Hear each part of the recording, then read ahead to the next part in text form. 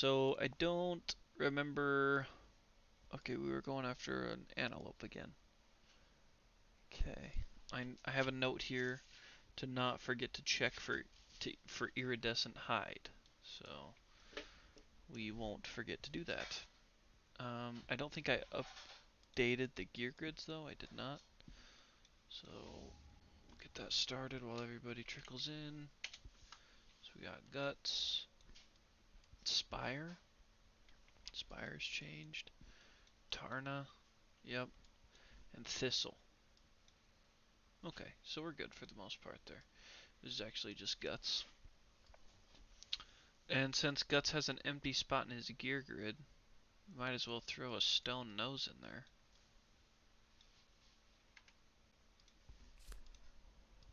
Not sure why he had an empty spot.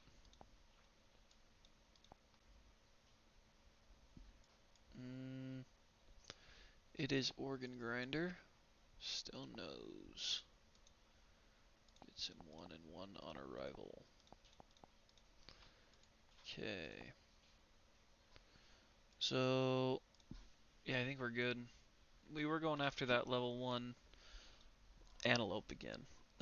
Now, it's iridescent hide that we're trying to check. So, with Spire, iridescent hide says he should get just 1 additional point. And we have that in here, 1 blue. So we'll see if that applies. Actually, I'm going to take that 1 blue away, because I need one that does have it and one that doesn't have it, so we can find out which method works, if any. Tarna doesn't have iridescent hide, but Thistle does, and Thistle should get 2. So we'll leave those 2 affinities on Thistle, just to see if it gives them to him. So we have to set up a hunt. The level 1 lope.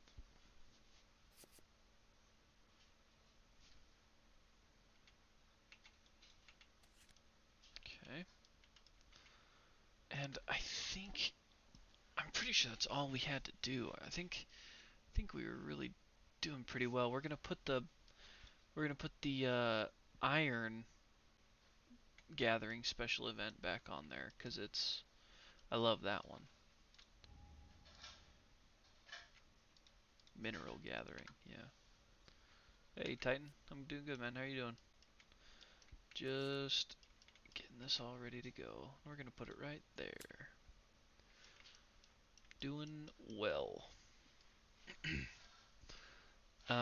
Okay. So I'm gonna depart our survivors, and we're gonna get going on this hunt. It's been long overdue. I've been excited for this episode. Trying to decide what you want for dinner. I have not yet had dinner yet. I'm hoping that one of the other individual people that lives in this house is going to decide what's for dinner.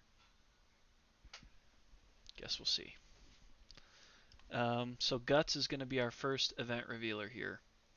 And honestly, we're trying to get a last piece of understanding for Guts. I think that might be fun. So let's flip this. Okay, well, this is good. Well, I guess kind of good. Not great.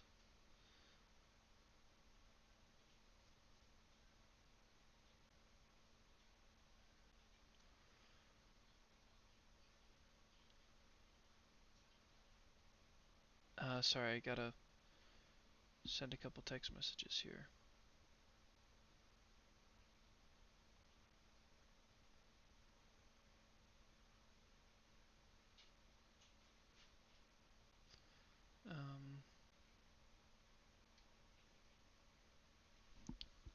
Okay, yeah, miss hits and crits. Gonna be taking care of dinner. So, the stone-faced ground is littered with the leavings of ravenous passing beasts. Half-eaten acanthus plants are strewn everywhere.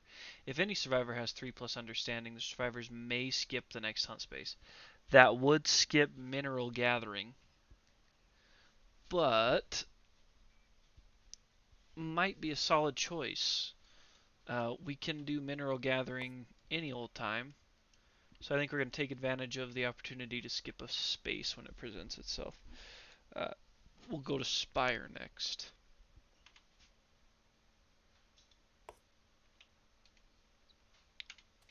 And that is Migration. Oh, I guess it was a good choice. Some unforeseen force has set off a massive migration. Move the Screaming Antelope 3 spaces away from the survivors on the hunt board. Oh, boy.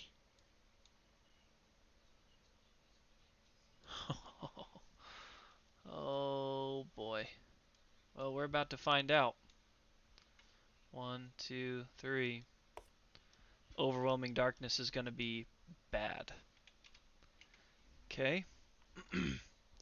Tarna is our next event revealer. So this would be where we can participate in Herb Gathering. Object of Desire? That's a Lonely Tree expansion. Whoops. We just want a regular. So we'll do Herb Gathering and then maybe I don't remember if Herb Gathering is one that's really good. Is it going to be something that might help us with Overwhelming Darkness that we now have to participate in? We can get a fresh Acanthus or 2 fresh Acanthus. It won't stop a severe injury or anything.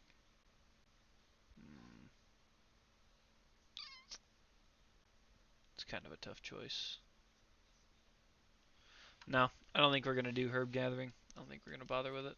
I didn't mean to put it in anyways. I just tried to do Mineral Gathering. So we'll just go straight to our random hunt event.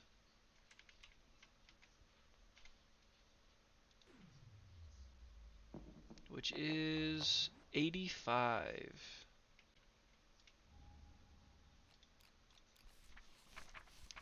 So let's go to hunt event number 85.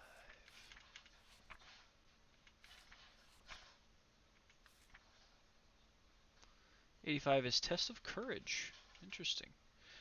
Lava flows from the eyes of a huge, grimacing stone face. Its gritted teeth hold a worn sword.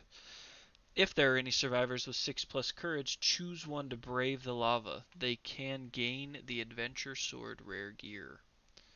If no one can test their mettle. So we get, nice, we get the Adventure Sword for free?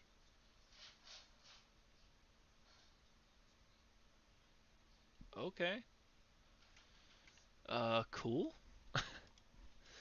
I haven't ever had it. You don't even have to roll for it. You just get it. There it is on the bottom of that. Very cool. That's one I've never gotten before.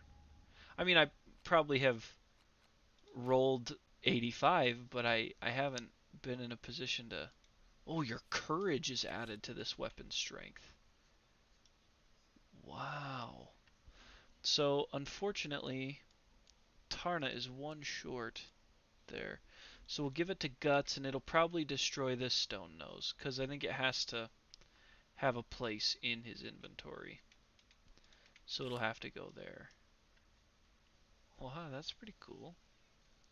I mean, it's, it's decent. Like, it's not a bad weapon in Guts' hands, but uh, Rock, you just missed. We rolled the Adventure Sword uh, through our test of courage.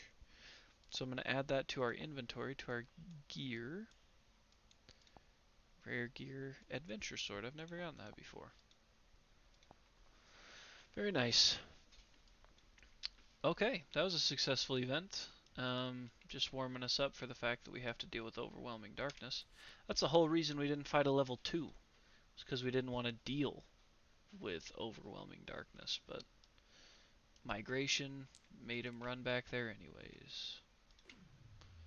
Alright, what do we got? 89.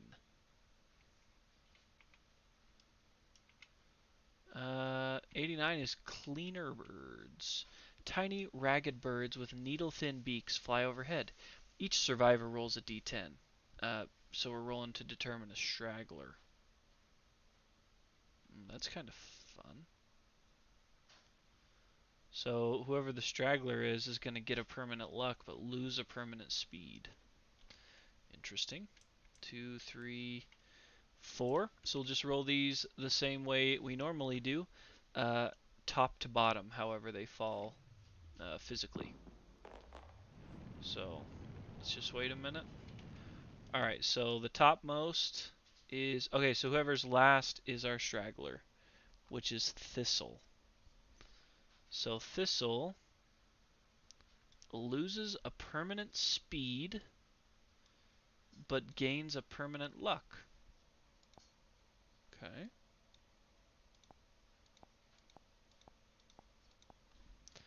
Was already a fairly lucky individual, right? Or am I reading that wrong? So he's the straggler. The birds swarm the straggler. One forces its way into the straggler's mouth and down their throat. The survivor vomits up the well-fed bird. Their insides scramble and their insides scrambled and scarred. Gain a permanent luck, -1 permanent speed.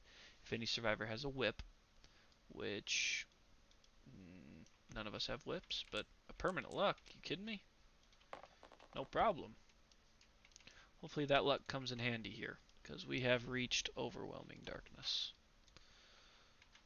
So we all roll up together. This is going to be tough, because we've got 2 survivors that are brand new.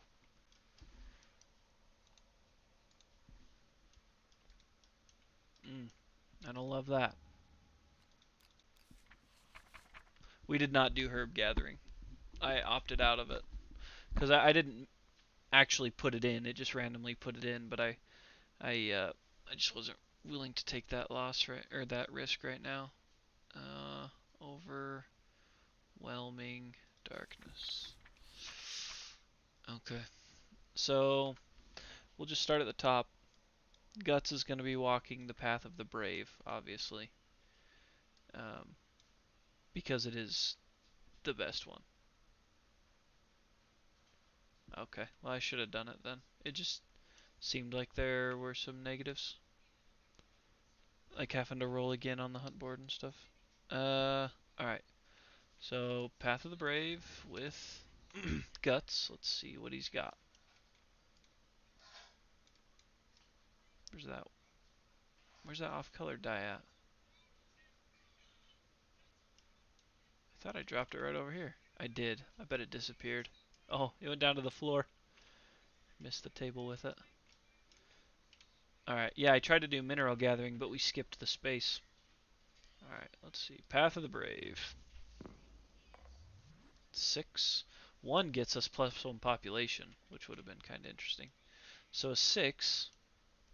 A massive whale swims overhead. Your guts quiver with its booming cries. You vomit in fear, but keep a brave face. Gain a -1 evasion token. Okay. After this event, all survivors gain a survival from your bold display. That's Guts. He's just bold.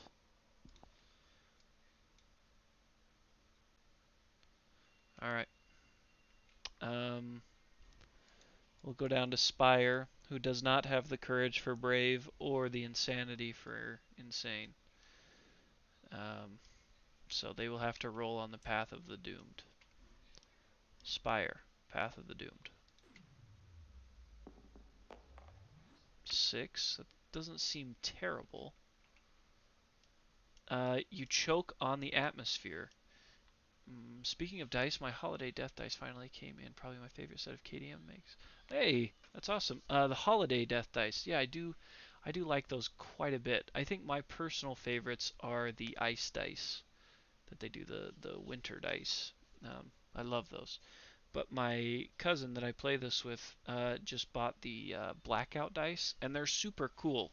They're just really hard to read. You choke on the atmosphere. It leaves you sick and unbalanced. Lose monster level survival, so that's just 1, and gain a -1 evasion token. Okay, not bad. 2 safe, 2 to go. Tarna will be walking the path of the brave. Come on, Tarna. Okay, well, you punch yourself in the face to chase away doubt. Gain -1 accuracy. Path of the Brave is so the way to go. Oh my gosh. I mean, obviously the Path of the Insane sucks, but Path of the Brave is definitely the equalizer. Alright, Thistle. Thistle is neither insane nor courageous. So Path of the Doomed. 3. Not great. Hopefully nothing permanent. Yep, it is. 3 through 4. You glimpse a nightmare whale swimming overhead. Your heart shrivels loose. Half your survival. So 3. And post-traumatic stress disorder. Is that just take a hunt off? Because if that's the case, that's not too bad. Next settlement phase. Yeah, okay. Alright. That's not terrible. The fact that we all lived and didn't have to use any rerolls is wonderful to me. So overwhelming darkness when you're not ready for it, when it sneaks up on you, can be trouble. We do need to somehow get the understanding for Guts, though. I want to max him out, just in case something amazing can happen. And we will start this showdown.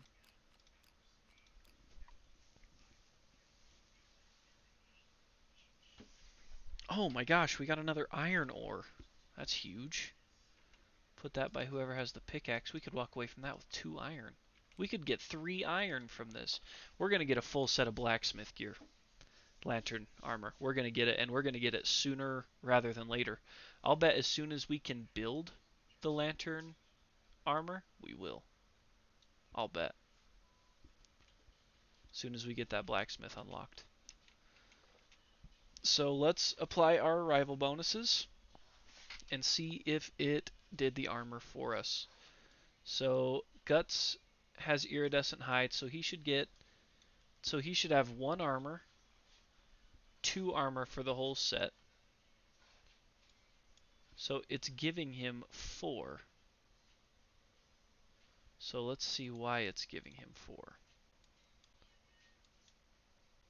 So the rawhide set, yeah, I think that's right.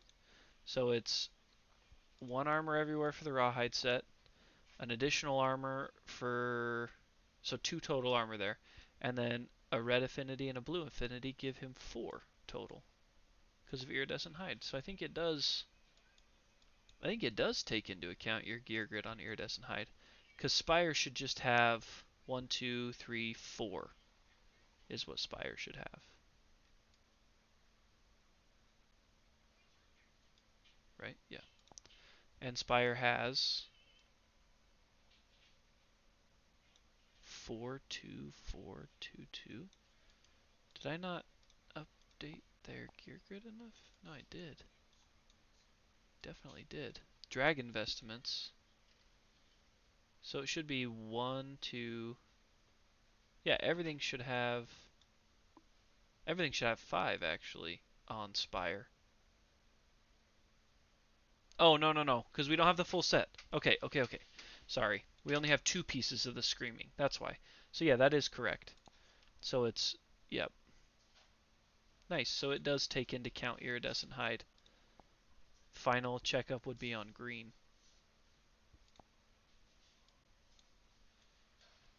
So it's telling me that they have 2, and that's because of a red affinity and a blue affinity. Fantastic. That's awesome. Good to know. So adding in there that they have the permanent affinities is not necessary.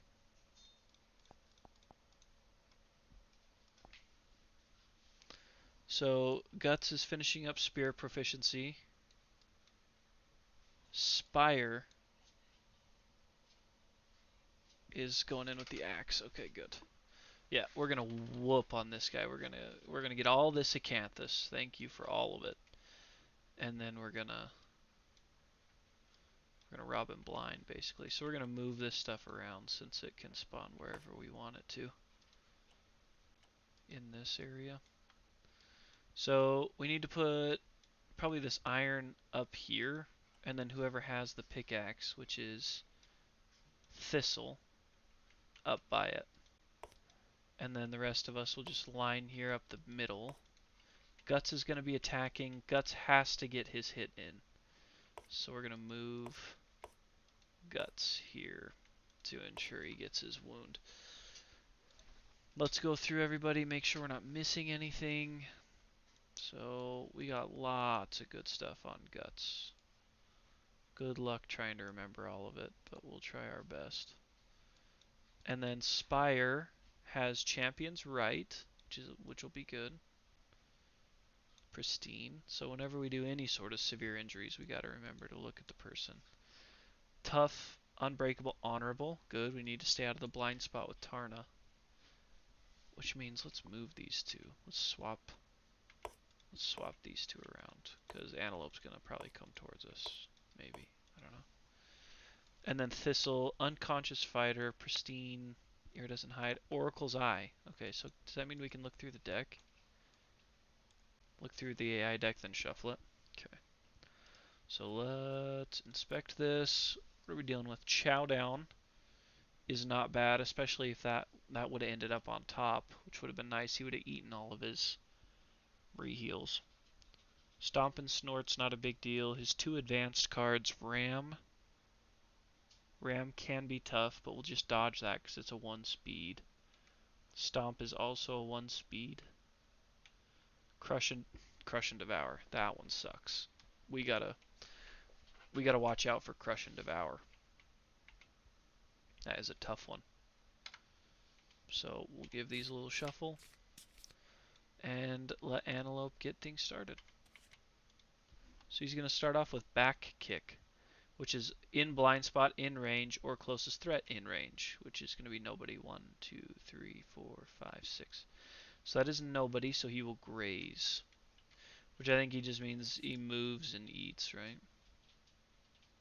Yeah, towards the closest Acanthus plant, which is right here. So he'll eat this and heal 1, but he doesn't have 1 to heal, so we are good.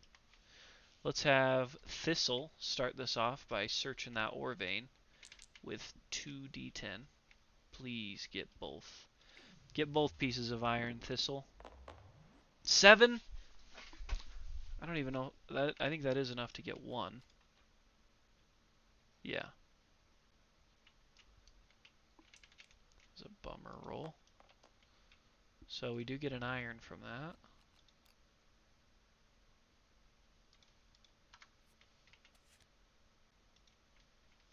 Okay, then that's gone. And we'll move with Thistle. 1, 2, 3, 4, 5. Better than no iron. You are correct. So Guts, we'll just have him 1, 2, 3, 4, 5. Guts will loot this Acanthus. Give it a try without the sickle. We should never try that again. So a 1 is just an arm damage. Yeah, archive it, suffer an arm damage. That's alright. And then, who does have our sickle? That's Tarna. So we'll have Tarna roll up 1, 2, 3, 4, 5. Probably dash 1, 2, 3, 4. I know it seems dumb to spend a survival on that, but she's got the most armor as well, so I kind of want her to be the one that gets attacked. So then to loot this, we are actually rolling 2d10 here. 5! Yikes. Consume it, gain a survival, so we get the survival back. Not rolling well on terrain off the bat here. So we get that survival back, which is nice. And then Spire will roll up 1, 2, 3, 4, 5. Tarna does not have reach of 2, otherwise she could surge and attack, but... Alright, yeah, I don't think we need to surge and block. I guess we could, because we could block and then potentially dodge in case it's Crush and Devour. It's not a terrible idea. And 6 survival, I think, will be enough. So we're going to surge and block. So, oh my gosh, we still don't have surge. Thank you. Thank you for pointing that out, Rock. I keep forgetting we restarted. Okay. So that's the end of us. Back to Old Antelope. who has back kick again. So nobody's in his blind spot, but the closest threat in his range is Tarna. So he's going to roll up, put Tarna in his blind spot, 1, 3, and 3. Tarna has 1 evasion, so we will more than likely be dodging this unless we roll very low. Yep. So we're going to spend a survival to dodge that back kick, and that will conclude monster turn. Tarna's going to move 1, 2. She's going to search the acanthus plant that she's standing on. That's better. 11? That's got to be a fresh acanthus, right? Yeah. So 8 plus is a fresh acanthus. So a successful loot there. And that's with Tarna. Get rid of that. Now let's roll up. We got to just make sure that Guts gets that spirit proficiency. So we'll have him roll up into the blind spot with the spear.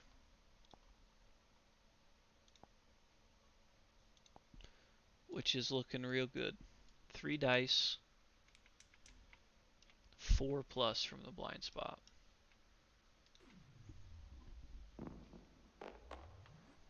And he does not have honorable, so that's 2 successful hits. 1, 2. We have a failure and a wound. That's no problem. The failure is no problem, so we'll go after that first. Hitting on that 2 plus, wounding on that 2 plus there. So let's start with Pallet. Excellent start.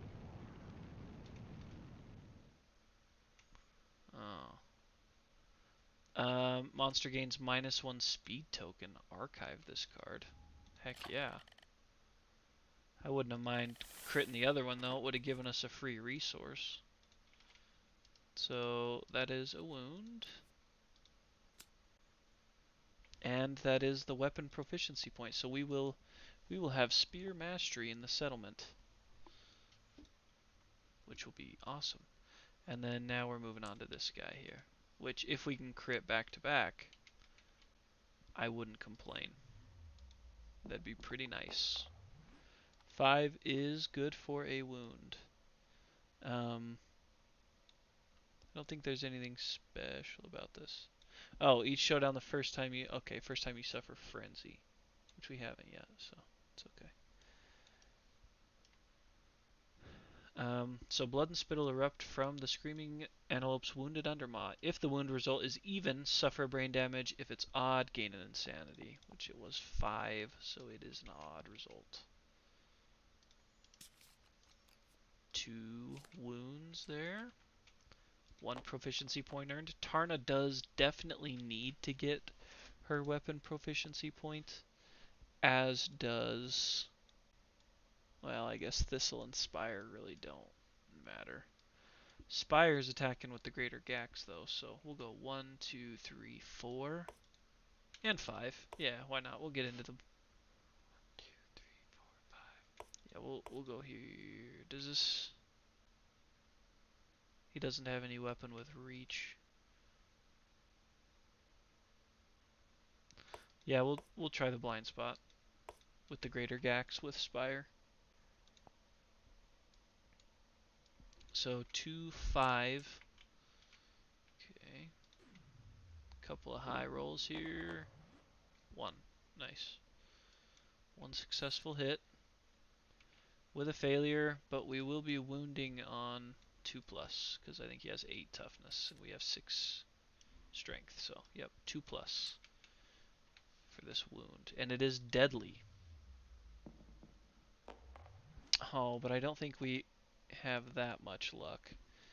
It's deadly, so it gets us +1 luck, but that's all we have, so.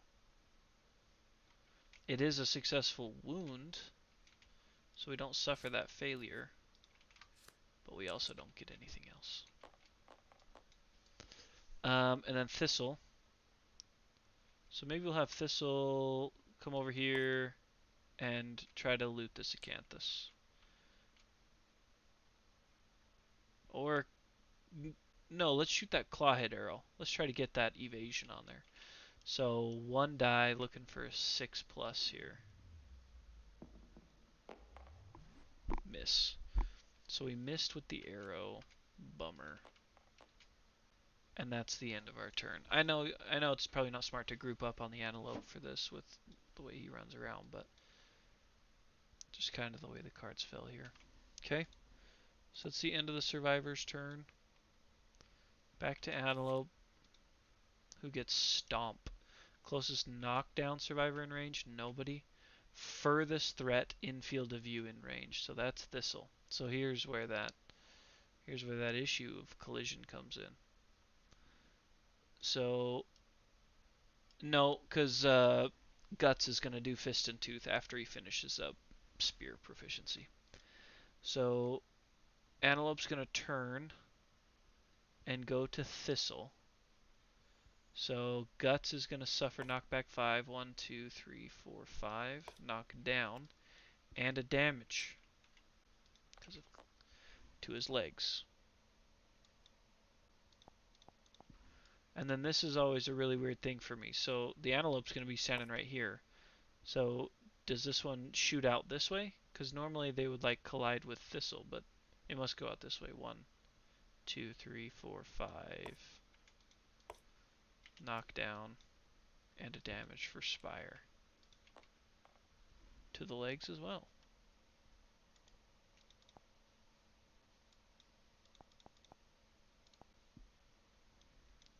Shoots from her original spot.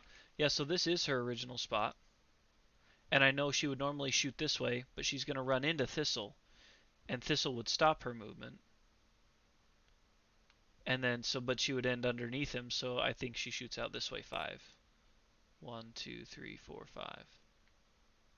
Perfect. Okay, I think we are on the same page, Rock. And then he's going to attack Thistle. So Thistle can at least dodge this. Doesn't have a ton of survival. Yeah, so we will be dodging this. 2 evasion. Anything under a 4 misses us. 6 does hit us. So Thistle will be dodging that. Because if it does damage, he attacks again. Okay. So that was Stinky's turn. And we have 2 knocked down survivors currently. Tarna needs to look at getting some Acanthus as well as wounding, because she's working on her sword mastery, and we need that. Can't attack from the blind spot, and has a -1 accuracy token. A little brutalized. So we'll just have Tarna come up to the hip here and attack hip-wise with the black sword. So 3 dice, 6+. Let's see it. 2 hits. Okay. Like that. 1, 2. Should probably remember to use the circlet a little bit. Club or shield? No. Okay, so we'll go Furry Tail first. Looking for that 2+. Easy weapon proficiency point. 9. I can't believe how often she would crit if she just had 1 luck. Okay. Successful wound. Which is 1 more towards mastery. You're saying sword specialty, which is make a wound attempt, then select.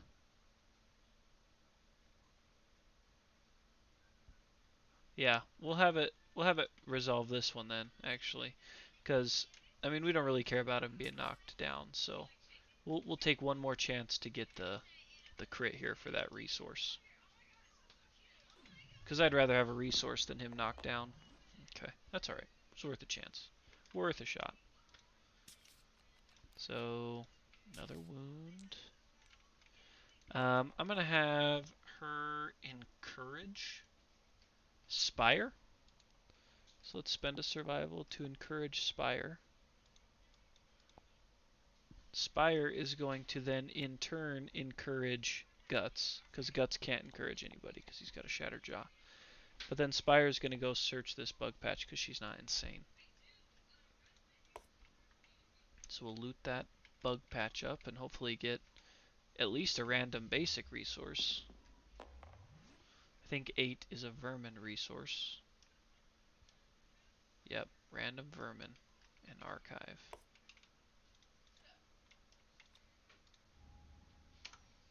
I don't think the vermins are out. Nope. Vermin. I'm guessing another crab spider. No, it isn't. Where is Spire? Spire's up here.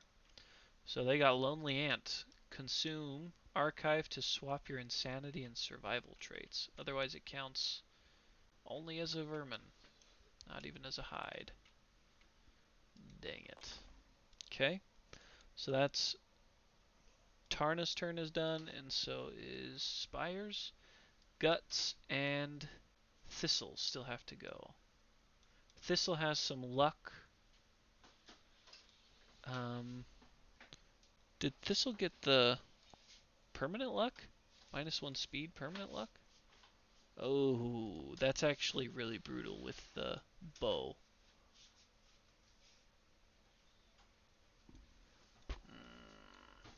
The -1 accuracy with the bow is a little bit unfortunate.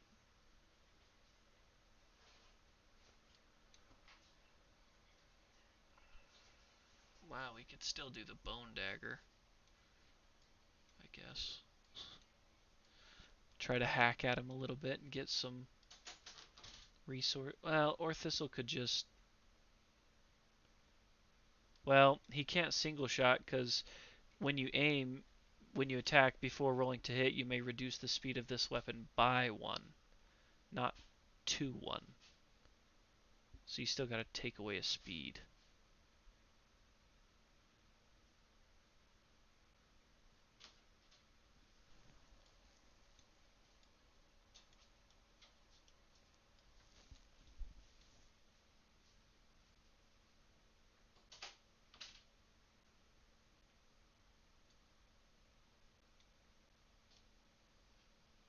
You pretty sure about that, Rock?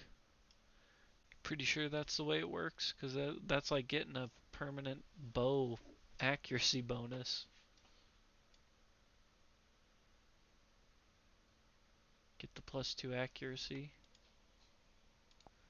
Which would mean we're hitting on 5+ with 1 speed.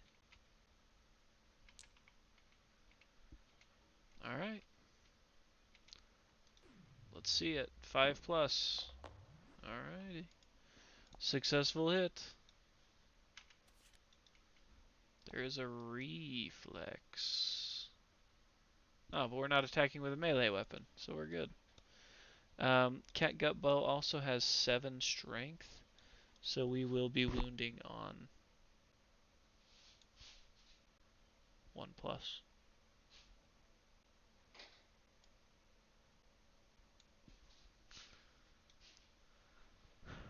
2+. But we have some luck. 2 luck. So 8, 9, 10, and we crit. I'd love to see that. 8, 9, 10. That looks like a 9. Yes. Wonderful. So gain that Screaming Lope resource. We sure will do that. Hopefully a pelt.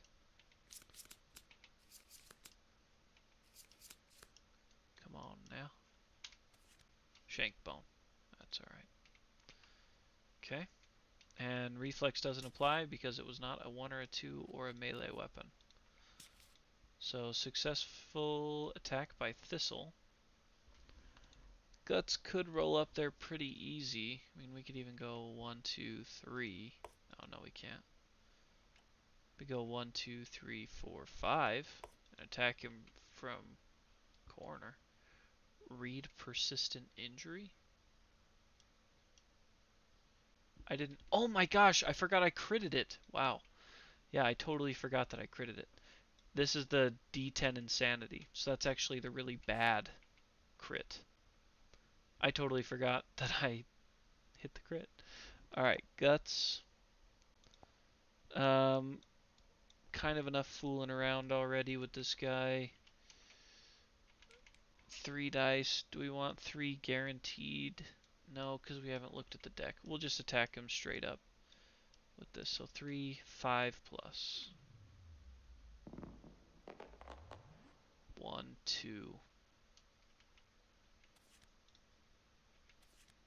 Actually, with spear, we can avoid the trap, actually. Okay, so that reflex is bad for 2 people.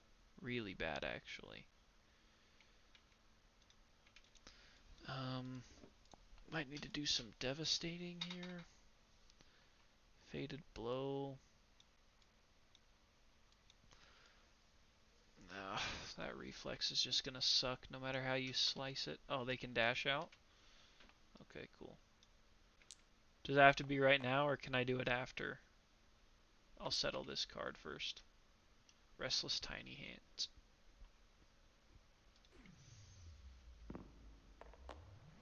Okay. It is a wound, so we don't have to worry about the failure. So do they need to dash out right now?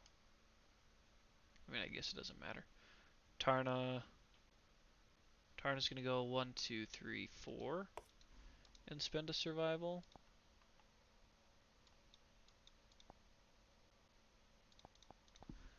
And then Thistle's gonna go 1, 2, 3, 4, 5. Because I still think there's line of sight there. And lose a survival. Okay, and then we will resolve this card. Don't waste a crit on this. There's no crit location.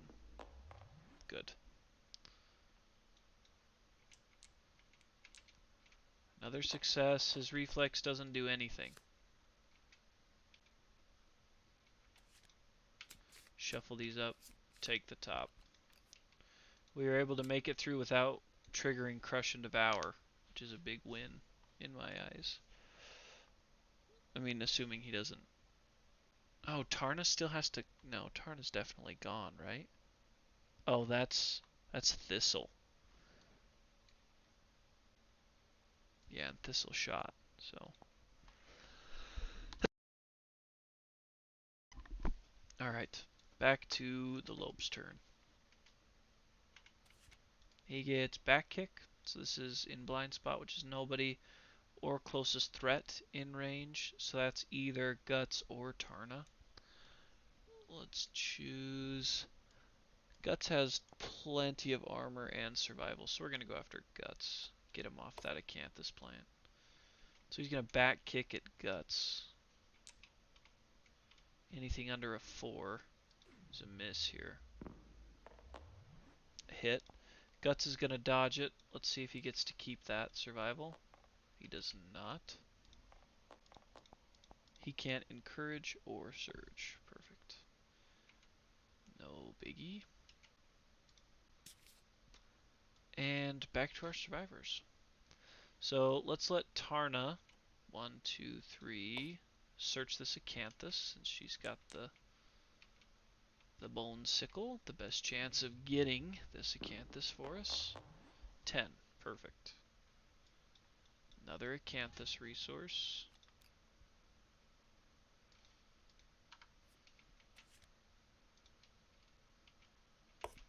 We should probably make sure we get out of here with at least all 3 of those. I don't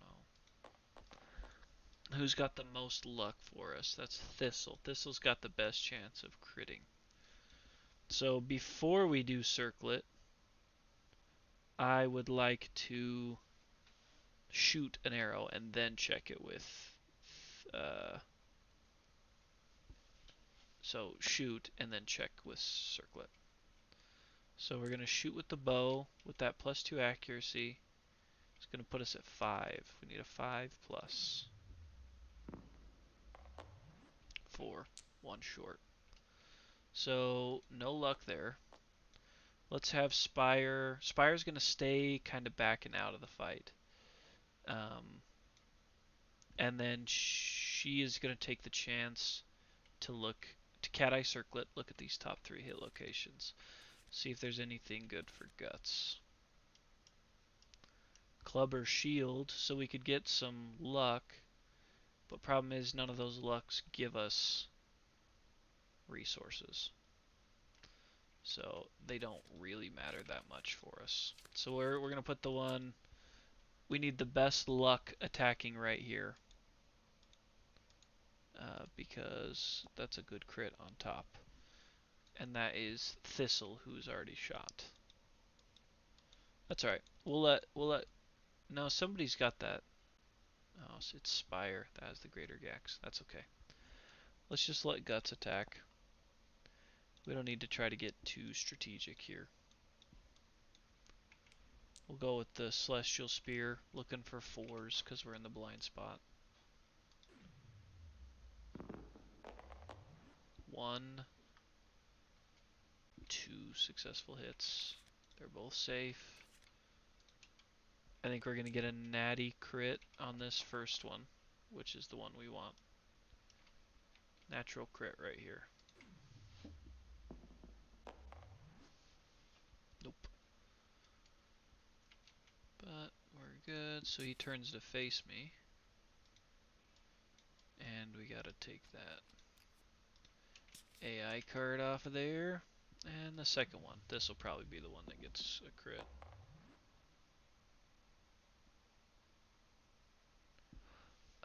Perfect.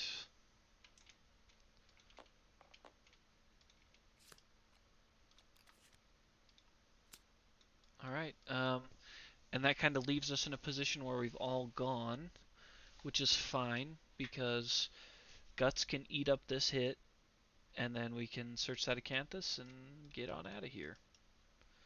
So, his basic... Oh, he's going to eat it. That's rude. So since there's nobody to knock down... But wait a minute. Now wait a minute. Okay. Psych. I could have knocked myself down, but that's okay. He's just... Oh, and Guts is going to suffer... Well, actually now I have to choose whether I want Guts to take the brain damage or Tarna. Because he's going to run through him and collide with him. Can they dash out of the way of that? Is there a break in the flow?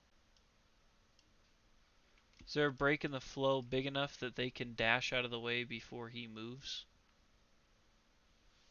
You have to let me know, Rock. I'm still trying to figure out the details on that. I'm still trying to understand exactly how it works.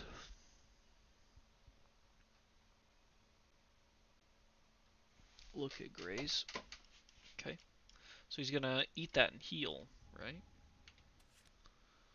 Monster full moves to the closest Acanthus plant and ends its turn. If it's on or adjacent, it heals. This is all I'm seeing. The monster full moves to the closest Acanthus plant and ends its turn. So, okay, that's fine.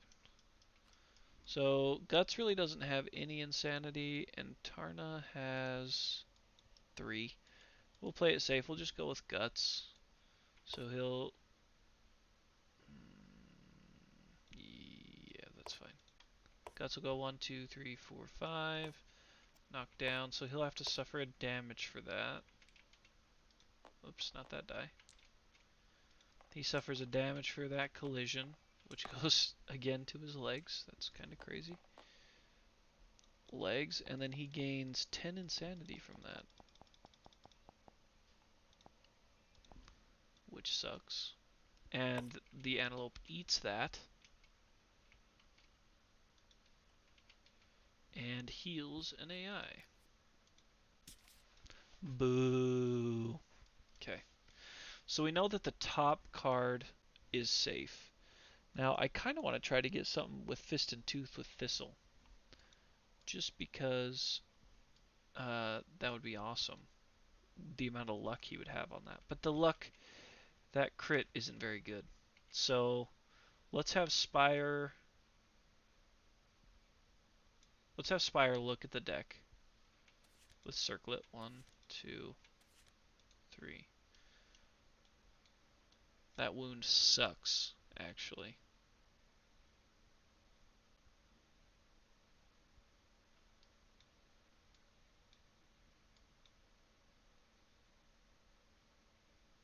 That wound sucks. Both of these give a resource, though. We'll put it back in. I'm not that interested in a resource. That wound. No, that wound would be the killing blow. So we'll do that.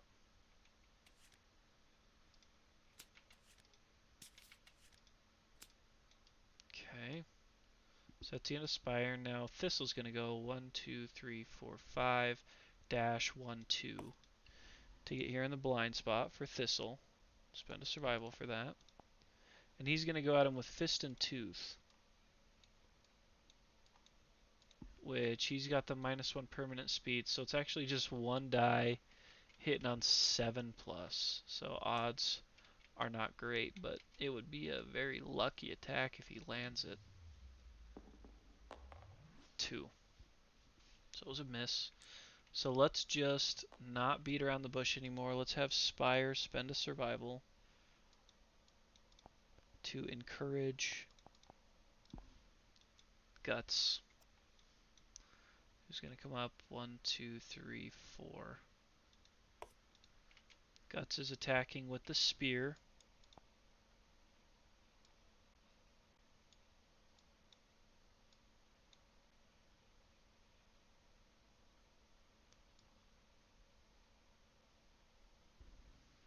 Still kind of risky to do it with Guts, isn't it? Yeah, I'm going to...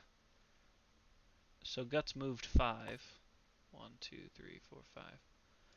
So what I'm going to do, because I think this is kind of a way to cheese it, would be... Well, just because if he runs through Guts, Guts will have over 20 insanity and he'll die at the end of the showdown. So I'm not going to go with Guts. I'm going to go with Tarna. 1, 2, 3. Vixen for a fist. And sure is.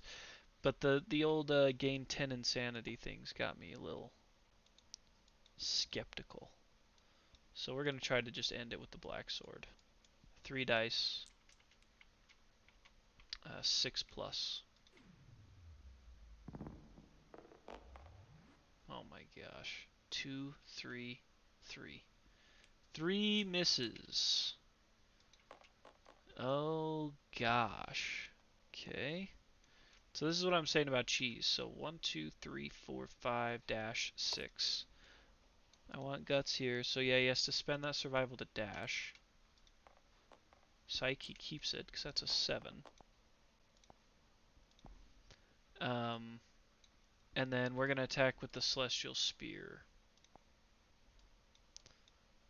3, 5, and 9. So I only need 2. I only got 1. Give me a break. Okay, so this is a super dense. So you guys are going to hate this, but I'm doing it. So I'm going to declare Fated Blow to gain 2 strength and devastating 1. So better go out on a crit. Oh, I have got to get something deadly in his hands. My gosh.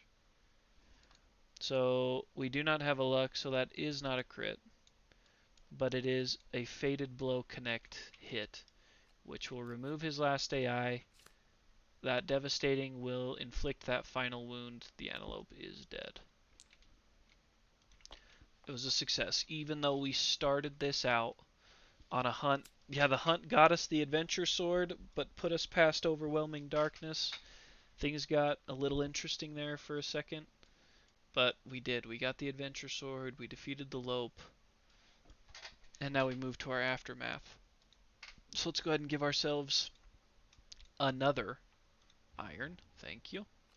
We're getting lantern armor like next year. And the rest of our resources. So I did already shuffle these. 1, 2, 3, 4. I was hoping for another pelt. Then our basics. 1, 2, 3. Nice. 4. It's a pretty good spread. Pretty good spread. So that will take us to here. So luckily, I mean, none of us have crazy insanity. 20 plus. Guts got hit by that plus 10, which was, kind of nerve-wracking, but not a big deal. So we're good.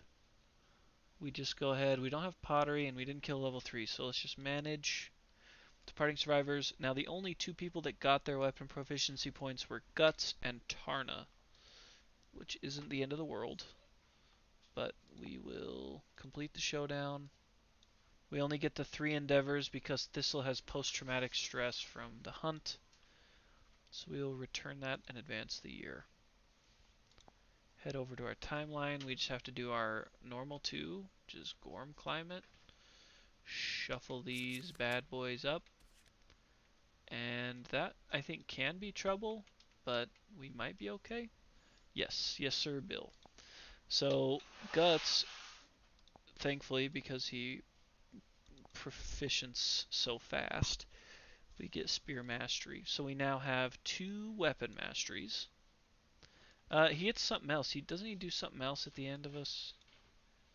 Oh, that's just the 3 additional and then the iron. Perfect. So Spear Mastery. Yeah, I think Spear Mastery is kind of dumb. But now at least everybody has Spear Proficiency. And then hopefully here shortly, everybody will have Fisted Tooth Mastery. If Guts can do that in 2 hunts. So we will start with the first event we drew, which is Glossolalia. The settlement calls out to the returning survivors in a chorus of unknown tongues. Each survivor in the settlement begins to speak in their own incomprehensible language until all sounds of the settlement are replaced with never-ending babble. So we could end up losing our endeavors. Kind of lame, because we only came here with 3. Okay. Nominate somebody with a reroll. Just because we don't want to lose the survivors. We have a messed up chick? I didn't know that. I didn't think we were diverse enough to have a messed up chick. And Patrick Bateman's kind of toasted. Patrick Bateman's got apathetic and destroyed genitals. Yikes. And that apathetic's going to be around for a while. I mean, Verda's kind of messed up. Verda's got -1 permanent accuracy and luck. It's tragic. So Verda's not great. Thanos has -1 permanent luck, but outside of that, he's okay. I'd rather keep him because of the red fist. So Verda or Patrick Bateman? I'm leaning more towards Patrick Bateman. No, we can do Verda. That's fine. Because it's not going to kill her. I was going to say she doesn't have destroyed genitals. But it's fine. She's not going to die. 8 plus, though. We get +2 understanding. Which would be cool.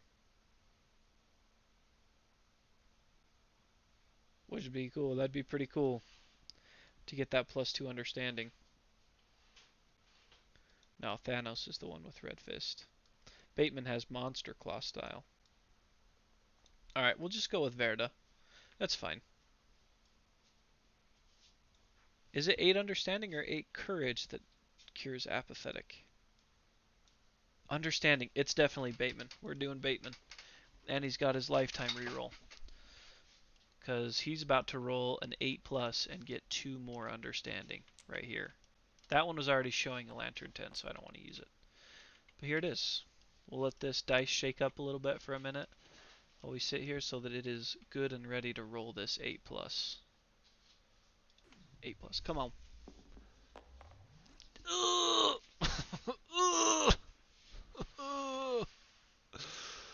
Oh no.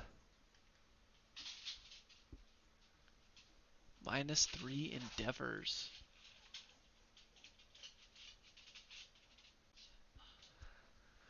I don't know. What?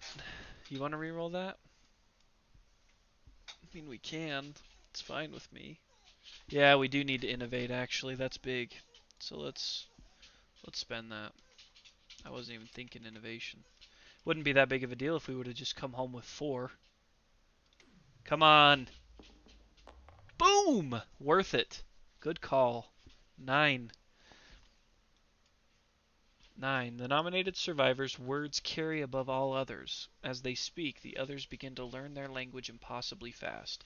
The nominated survivor gains 2 understanding. Yes, please. And adds the title Father of Words to their name. Wow.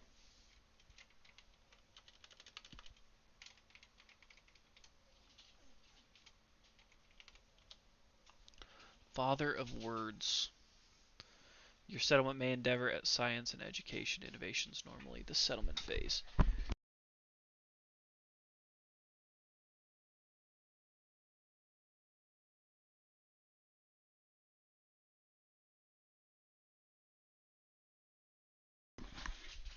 Whew. Alright. I don't think it does add +2 to rolls. Just the 2 understanding. So, that's really solid. No, we don't have Yui yet. So there's Glossolalia. We still have to deal with this. Gorm Climate. Let me add these to the timeline real quick. So, settlement events, we had Glossolalia here. And of course, Gorm Climate. We gotta get drums. We gotta get drums so that we can get Song of the Brave. It is such... Gorm Climate is just such a bummer. And it really hasn't hurt us too bad, honestly. We've rolled okay on it. But still, it's just... So we need to nominate a survivor with 0 hunt XP, and they get a courage. Do we have anybody with 0? Verda. How'd Verda get all those negatives and she doesn't even have a hunt XP? Okay, well she gets a courage now, so 1 step closer to awakening. Yeah, she is. You're right. All right. Well, there we go. We made it back. We got a good spread. I'm looking like we need to head towards the blacksmith because we have 2 iron here and 4 iron in our storage. So 6 total iron at the blacksmith. I'll bet that's real close to a full set of lantern armor. Just let me peek. So 1, 2, 3, 4, 5, 6, 7. So we're, I mean, obviously we are tons of leather and organ short, but iron wise, we're pretty close. So in our storage, we don't really have any hide to spare. So we'll just use a monster organ, a monster hide, and do we have just a generic monster bone? No. So we'll spend a shank bone too, because we're not doing any of the lope weapons, just as armor. So we'll spend those 3, spend an endeavor to come over here and innovate. Still no drums. Still no drums. That is so bad, man. That is so bad. We're going to have Gorm Climate for the entire game. It's true. We've been a long time without Surge.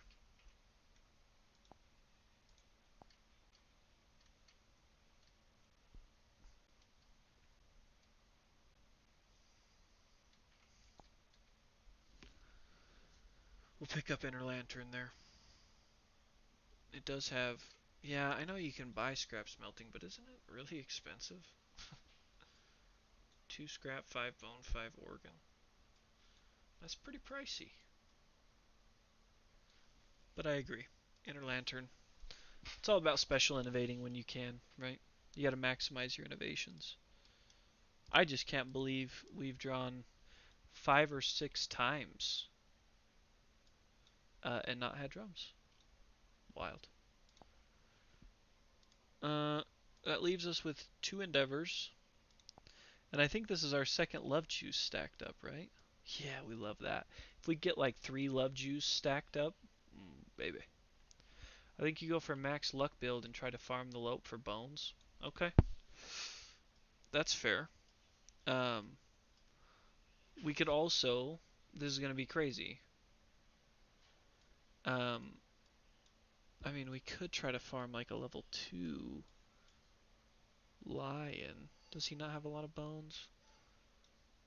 The level 2 lope is like impossible just because when he runs, he runs, which drives me insane. Lion does have a lot of hide.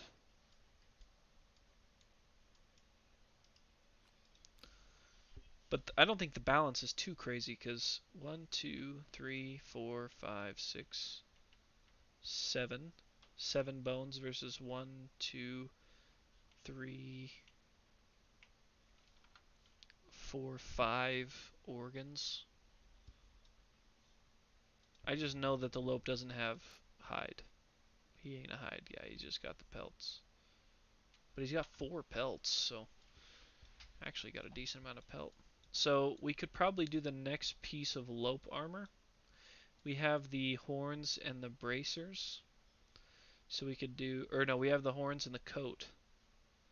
So we could do the skirt, and that would help us get another armor point because of iridescent hide, which could be nice. I wouldn't mind getting that armor set a little better. I think if we had lope armor, rawhide, gorm, and a set of lantern, we'd be golden. And we do need, I mean, we need uh, crit farm and death blow and weapon proficiency all for the gorm for scrap smelt. Kind of a tough call there. Because in all honesty, we pretty much got everything we want from the Gorm. The only time I want to fight the Gorm again is when we go fight him to fight him at a level 3 with Song of the Brave to get rid of Gorm Climate and to get Regeneration Suit, which will probably be closer to 15, 16 is my guess. Yeah, just weapon-wise, we kind of have it figured out. Kind of. Let's take this adventure sword out. We don't need to take that. But I am thinking about the pelt.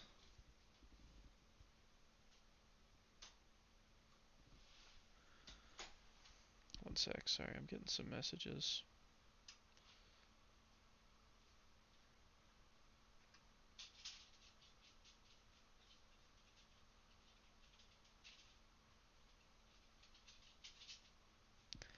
Um, yeah, so let's spend a pelt and this hide.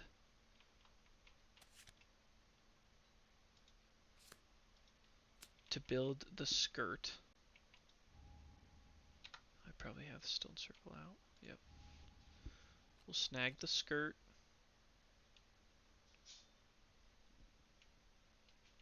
I did not play with Titan last night. No, we kind of got together and chatted for a few minutes about his settlement and how good he was doing, and then he had some D&D to go participate in, so we just ended up splitting ways. I went and played some golf at a simulator here in town, and he went and defeated some monsters.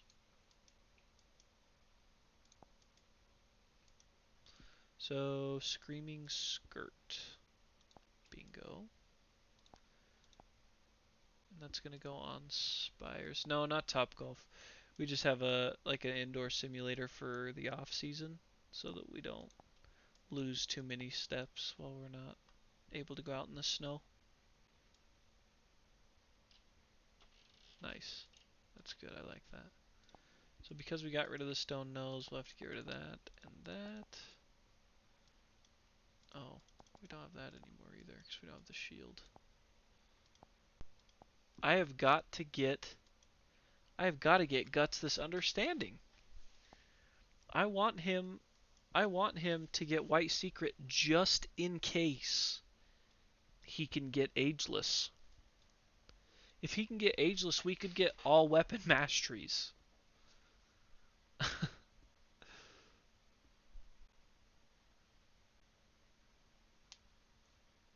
I mean, I don't know. I feel like he's got to get it at some point, and he's only got, is it 2 more hunts to get it on?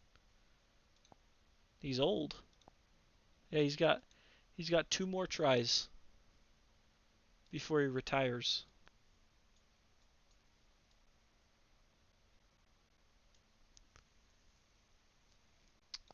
I'm not sure if the Tyrant does, but he'll fight him at level 2. Do you gain 2 weapon or do you gain 2 blah blah for fighting the level 2 Tyrant? Do you gain 2 XP or is it just 1? So Aftermath, it's always 1 hunt XP for fighting the Tyrant. Okay. Yeah, I'm sure that he'll get that from the Tyrant. I'm sure he'll pick up 1 understanding, whether it's from the Lope in a hunt or a hunt event or something. I'm sure he could probably get it in these next 2 years. So we are an hour and 12 minutes into stream. Would you guys like to continue on and do another year? Oh, and here are these fresh acanthus as well. Because we could just press on and run it back if we want. Fine with that. That was pretty simple. So we're going to take Guts out, who's going to be working on Fist and Tooth. So I'm actually going to give this spear, I'm going to take this Greater Gax back. Give the spear to somebody who has spear proficiency. Because we're going to Fist and Tooth that Lope with Guts and probably Thistle. And then we have the Greater Gax as backup, obviously. Let's put something else in his gear grid, though. Let's put the Stone Noses back in.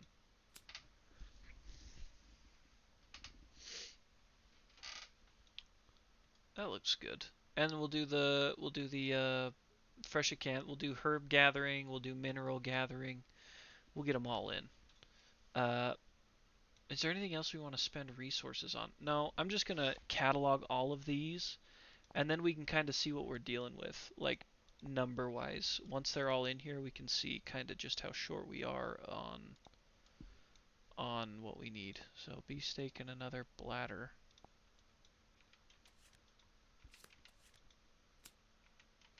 Yeah, I've only had that. I've only successfully done that once. The other times, Crush and Devour has beat me up.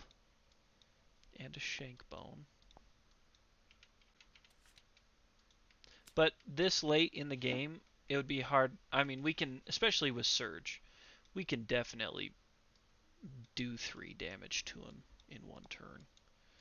So we get 2 more fresh acanthus and 2 more iron, along with a lonely ant.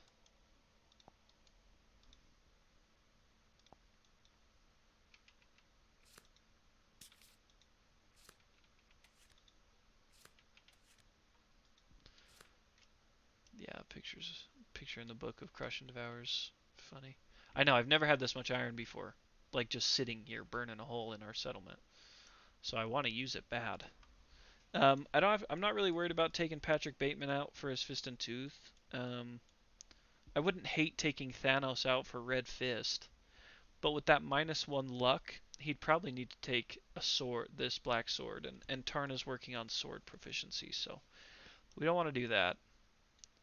We better just... Well, he could always go out with this spear.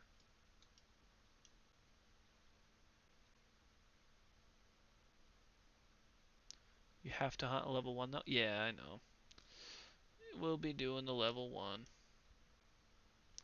So I'm almost thinking Thanos just because of that red fist. Thanos instead of Spire. Is Spire got anything special? I mean, Spear, but now everybody's got it, right? Iridescent Hide was nice to have. And Pristine. We can keep taking... Well... Yeah, we'll take, oh, the shield proficiencies. That's right. Holy cow, yeah, Dorothy for shield. I forgot about our shield. So... But that shield doesn't stick with Gorm armor. I think it comes up here with the spear. So we're going to need to trade it out. We'll trade it out for a founding stone. Send the round leather shield up. Because we need to work on shield, but we also need to be working on sword at the same time.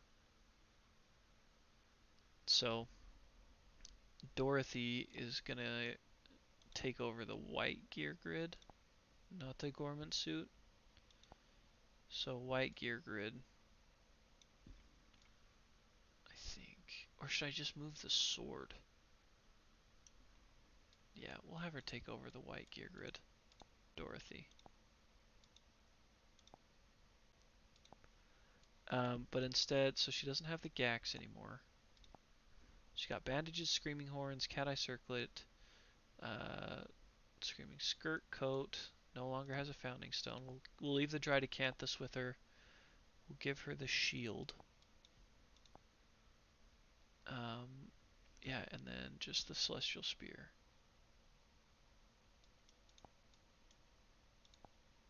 We'll give those a little swap here. Nothing else should have really changed that I need to manually change. Everything else is good. It should have stayed. So we'll take Dorothy out with that. Obviously we're taking Guts. Let's make sure that his... so dried acanthus, rawhide. So these two need to switch. And this needs to be replaced with greater Gax. That should be good there. So those two are good. We're not taking Spire. We are taking Tarna. Tarna's has changed a little bit. Let's get something in there to replace that shield being gone for Tarna. And it could just be stone noses if we want. Oh, no. We're going to make it that fresh acanthus. Or dried acanthus. So let's rotate these two. Get rid of the round leather shield. Give them the dried acanthus. And that gets us 2 survival on departure, I think. Yep. Okay, save that. Take Tarna. And then, yeah, we could just take Thistle. Because Thistle's got some luck as is. Oh, he's got to skip. Yep, he's got to skip because of post-traumatic stress. Yeah. And we don't really want to take Bateman till Apathetic gets fixed. So I guess that's where we'll take Thanos. Thanos will take over Green's grid. Or, yeah, Green's grid. Oh, did I unadd Tarna? Oh, you want to take Spire? Thistle... Oh, does she? She does. Whoops. Spire. Okay. Yeah, we could do that instead of Thanos. We'll drop him out. Pick up Spire. Spire will just need to change to green, which didn't get touched. So it should all be good to go here. 2 strength. Yep. Yep, that all looks good. And the luck. Perfect. Oh, they're not white. They're green.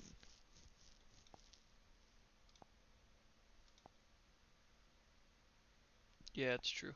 I was just thinking using them in place of survival is where the best for us right now would be, just because like we got apathetic and it saved Patrick Bateman on that showdown. So we'll go after another level 1 Lope, and we really need to just try to crit farm this nerd. Let's make sure that the 2 people that are going to age are the ones with the dragon vestments. Which will be... So Dorothy will not age. This is Dorothy, not Spire.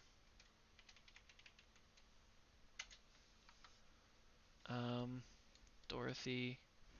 Green is now Spire. Spire will be. So we need to get them a set of... We'll get rid of cloth for now and put dragon vestments on. From here, I guess.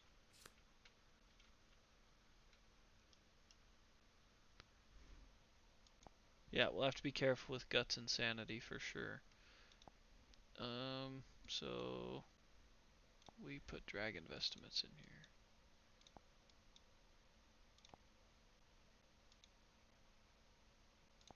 Okay, that's for Spire. And then, who also has Iridescent Hide? Nice. Tarna. Do we want to give her some? Should we give her the pickaxe too? She could have both. No, we need her to get a mastery. Are all 3 of our Dried Acanthuses out? Don't we have 3? I thought we had. I thought we made all 3 Dried Acanthus. We did. So, oh, she's already got one. That's why. Duh. So we could give her. We give her stone noses for now. Better than having it go out empty.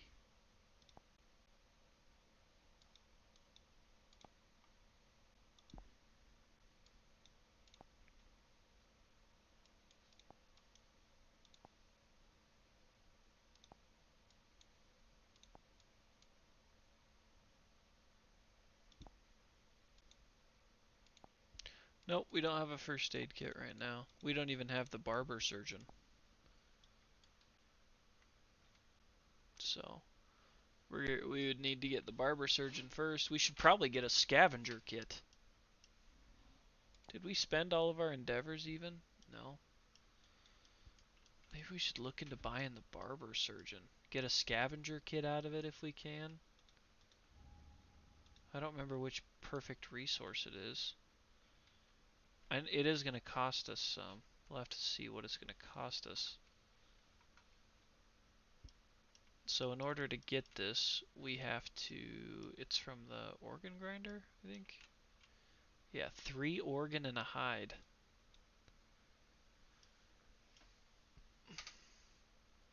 We couldn't get the scavenger kit. We also could not get the first aid kit.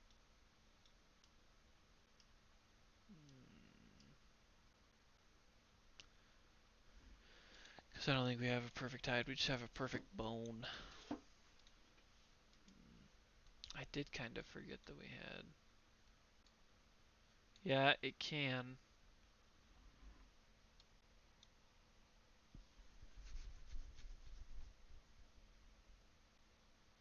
But don't we need the organ for the blacksmith? Yeah, we do. We need 5 organ for the blacksmith. So I'm not going to spend that on the barber surgeon right now.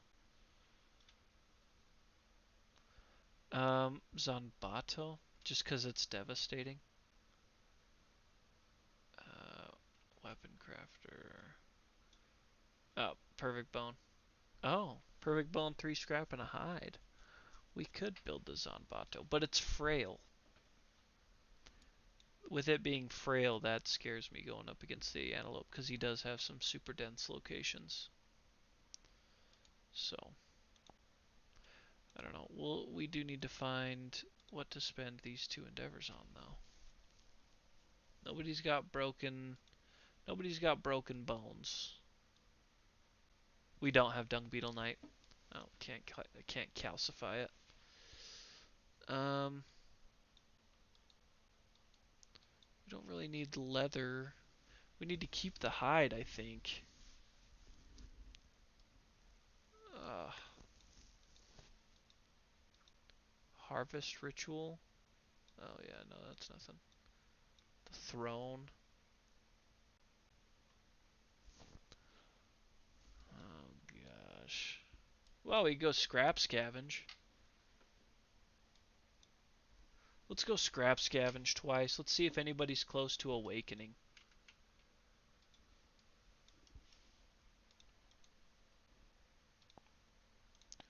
So we have 2 chances to scrap scavenge. Who's got some decent courage? Actually, the newbies need courage bad. Especially because of that overwhelming darkness thing we ran into last time. What if you get auto courage? Oh, no. You can't get intimacy on scrap scavenge. Scrap scavenge, you're looking for broken lanterns. That is augury that you're thinking. So Thanos could use it. Oh, is it an awake consequence? Okay. Well then let's not do it on somebody that can awaken, but somebody that like our 2 juniors, they need some courage. So we'll let Spire go twice. We'll let him go look for it 2 times. So this first endeavor, because that could get him to 2, so that could be close. 5. I'm thinking that's nothing happens. Oh, yeah. Oh, no. That's spend a survival or die. So we'll spend that survival, I guess, and try it again. Come down with a scrap on this one. Oh, that's a bummer, Bill. I'm sorry to hear that. Another survival or die. That sucked.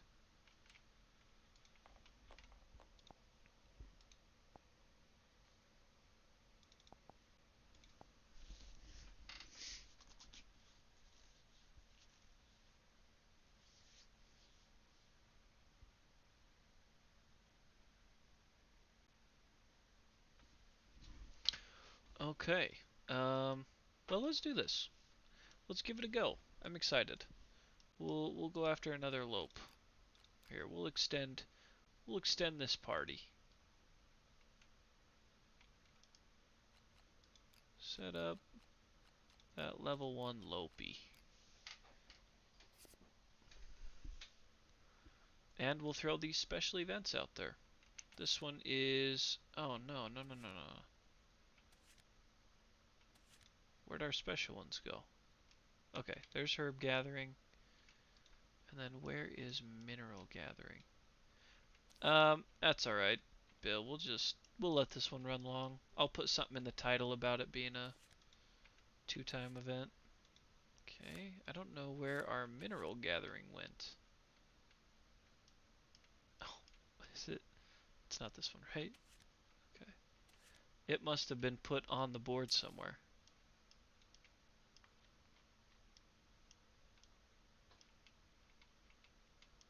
Okay, I'm just gonna need to look under these randoms, because... Where the hell is it? Oh, wow. Thank you, Bill. My hero. Okay. So there it is. So we'll put that there. Where do we want herb gathering? Do we want it on top of this one? We'll just go here. Because, I mean, we're obviously hoping for it not to run past overwhelming darkness, right? Because we had that last time, and I didn't love it. So, oh, it does have to be a regular honey vent. Oh, I didn't know it had to go on top of a regular. If you read it. Oh, probably on the on the scythe itself. After hunt phase setup, place herb gathering on any hunt space. Okay, I think it's good. But I level 1 then. Yeah, we'll just go right here. Now we might as well do them both, right? Yeah, we'll just do them both on the first space. Get them over with. So, but that it doesn't have to be the same. Like it doesn't. The event revealer doesn't have to be the one with the item in their gear grid, right? I think it's just as a community. Dorothy's gonna reveal our first one. And it's, oh my gosh, it's mineral gathering. Wow. Mineral gathering. We're gonna be greedy. We want them irons. We're looking through we're looking for a 6 through 7. 6 through 7. Come on now. Show me something here. Show me a 6 through 7. 4. No. We'll take a broken lantern.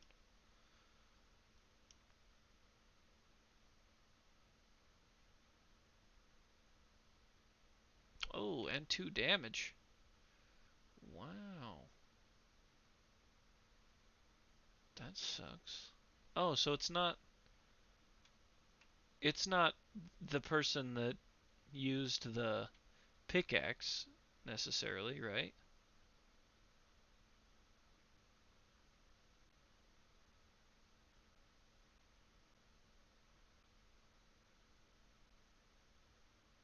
Oh, it is? Okay, that's fine. So, every survivor with a pickaxe. Oh, yeah, okay.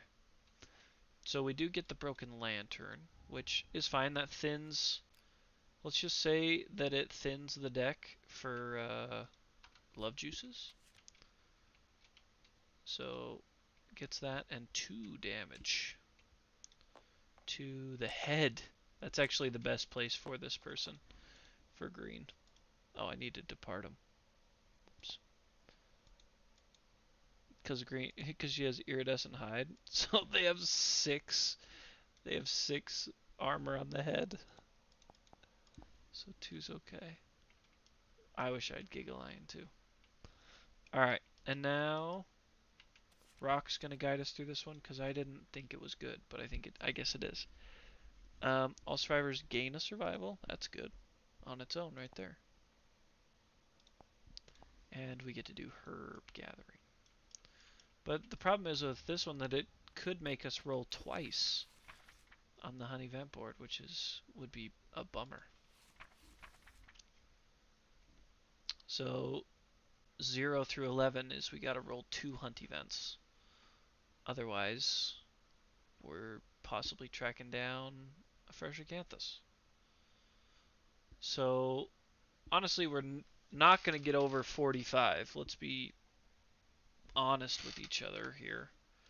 To make a gathering roll, a survivor nominates any number of d10s and rolls them. If 2 or more die results are the same, score is 0. We know this. Add all the survivor's gathering scores to make a single final score and consult the herb exploration table. Oh.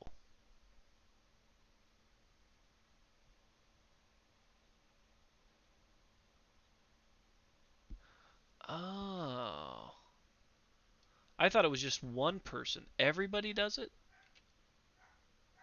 Oh my gosh, that would be like next to impossible for everybody to get 0. Oh man, I thought it was just one. I thought it was like open maw. Okay, so everybody just rolls 3 dice? Yeah. Heck yeah. Yeah, I gotcha. So we'll just start with Dorothy here. I better get a pen out, huh? So 9, 5, 14, 17 to start. So we're already safe. Okay, 17. Now we're going down to Guts, who is 13. So that puts us at 30. Just keep the running total. My third person. So once you hit 3, you stop and add. Oh, yeah. Oh, okay. Hopefully pull out another tenner here. 15 puts us at 45. So we're already here. So we might as well just roll 3, right? You want to get to 70? Yeah, but we're not going to get to 76 here. Oh, come on. We ain't getting to 75. Yeah, I guess we might as well try because we're safe.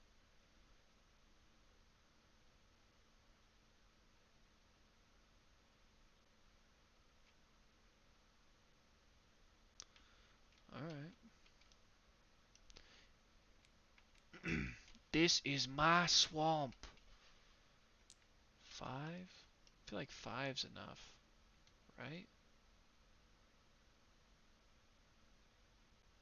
I'd take the 45, but we have the 45, right? So 45 is like safe.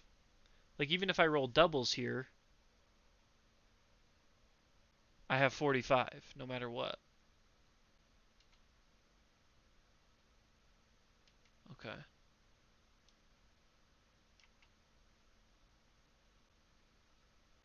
Survivor with a sickle may explore the swamp.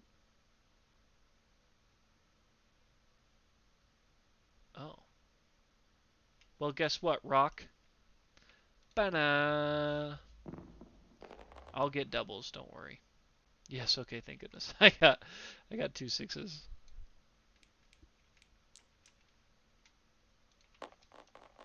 Okay. So, safe. That was nice. That was good. Alright, now the real hunt event from Dorothy. Vomit pile. The survivors find the half... Oh, gain a courage. Find the half digested remains of their quarry's last meal. Each survivor may scavenge. They gain a courage and roll on the table. Oh my gosh, you can get that understanding. So we're all going to scavenge this. For sure. So we're all going to gain the courage, which won't really necessarily do anything for anybody. But we all, in this campaign, we take courage when we can. For sure. 1, 2, 3, 4. So this is going to be the roll the same way we normally do, just in physical position, top, bottom. Okay. So up top, Dorothy rolled a 1, which is archive all consumable gear for Dorothy. Darn it. So she will lose her dried acanthus, which is okay. That's a risk we were willing to take. So we'll flip this, throw it back in the box, and take that out of our storage because we're down to 2 now. But we have plenty of fresh acanthus to turn into dried acanthus, so that's alright. And then Guts. Oh, Guts was close to getting that dadgum understanding.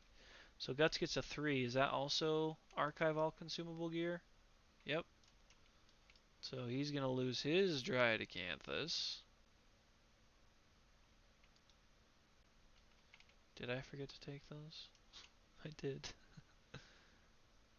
I'll grab them here in just a second. So Guts lost that. I will grab those for sure, fellas. I thank you for reminding me. I totally spaced. Let's get rid of that acanthus. And then Spire, on the other hand. Let me make sure I took it out of here. No. Spire gets the understanding.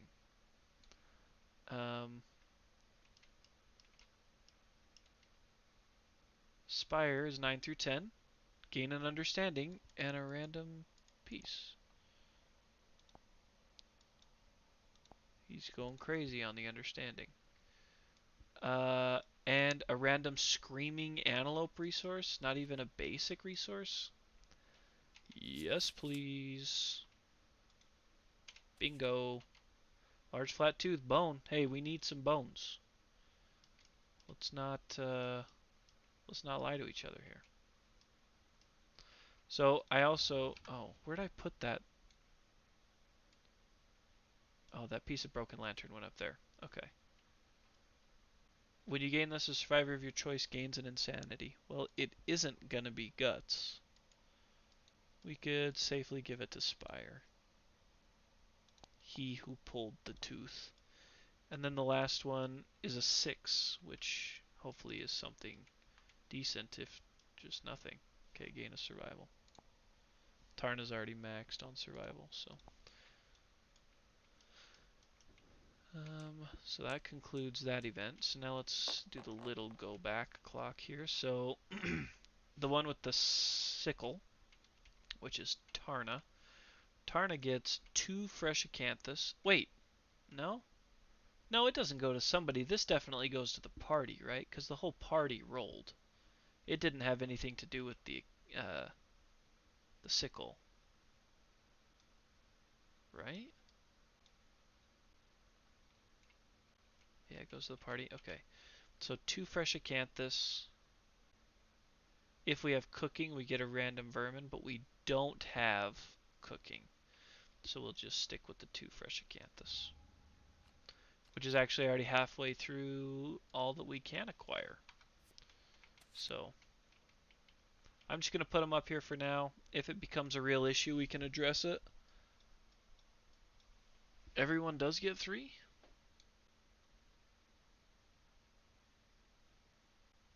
No, I think that's only if the settlement has cooking, right? Gain 2 fresh acanthus resources. Then in the next sentence, if the settlement has cooking, gain a random vermin resource. Then it would have been a period. I think. Yeah, so I don't think we get it. Not that I don't want it. Believe me, I do. So we all scavenged, and somehow we still didn't turn up with the understanding. So we better get it here in this random event with guts. Don't let me down, buddy. Come on. Show me something that will make you understand. 45. Are you still using your laptop, Bill, or did you go back to your phone? Just curious. Hunt events. On laptop, nice. That's got to be a little bit better than your phone, right? 45 for seeing. I mean, I'm sure it's obviously still not great, just because of stream quality, but 45. Where are we at here? Jagged Valley does not sound good. A valley of sharp white stones opens before the survivors, looking just like a toothy maw. As the survivors push and climb through the jagged spires, they find that even the shallowest nick bleeds profusely. Each survivor suffers 1 event damage to the body. Unless a survivor has bandages to patch up their wounds, all survivors also gain 2 bleeds. We do have bandages, so we're good there. So we all just suffer... Oh, nice. That's sweet, Titan. So we do all get the... We all take the body damage, but nobody gets any bleeds.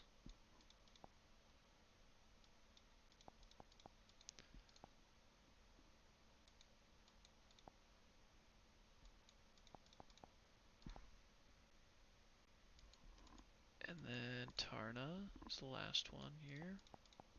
Okay. Now, if any survivor has a pickaxe, hello, they may try to convince the others. They may try to convince the other survivors to let them investigate a bit more. If they are convinced, roll a d10. 1 is obviously atrocious. 2 through 6, we have to roll again on the hunt event table before moving. 6 plus We also have to roll again, but we might get an iron. So we're gonna let this one pass. We'll take the 1 body damage and we'll move on to the Lopes next event. And the next event is going to be revealed by our friend Spire. Yeah, that's alright. I thought it was going to be something good because it was requiring specific gear. Spire reveals Carpet of Ticks. The ground is covered with a carpet of huge, writhing ticks. Each survivor must try to fend off the swarm. Roll a d10 and add your hunt experience to the result. So Guts is fine. Guts successfully smashes them away because he's got 14 hunt XP. Dorothy successfully smashes them away. Guts is successful. And Tarna is successful. Because even if they all roll a 1, they're going to get 6 plus. So this is only really for Spire.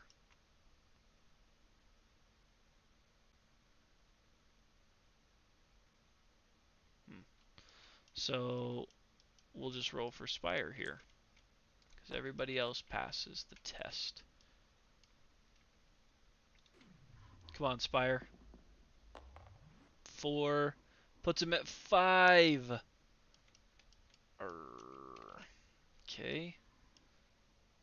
So he would have to reduce his survival to 0. And then roll another d10. On a result of 8 plus.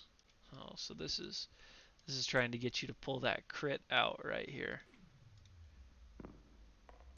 Thank goodness. Okay. So we don't suffer the -1 permanent strength, but he did lose his insanity. It's survivable. So we'll set up this level 1 showdown right quick. Give me the iron ore again. No. Didn't want to be that nice to me. Oh no, but he drew another Acanthus. Yeah, arrival bonuses will give him some of that back, thankfully. So on arrival, Spire didn't have any gear that gave him survival. It's alright, he'll be okay. So he's got some additional Acanthus on top of his Acanthus, which is annoying. I could do something cute here. What do you mean by that? Like I can put that out of his range? I'm gonna let you elaborate. You can crit farm, let him heal, crit farm some more. Yeah, I could. I definitely could.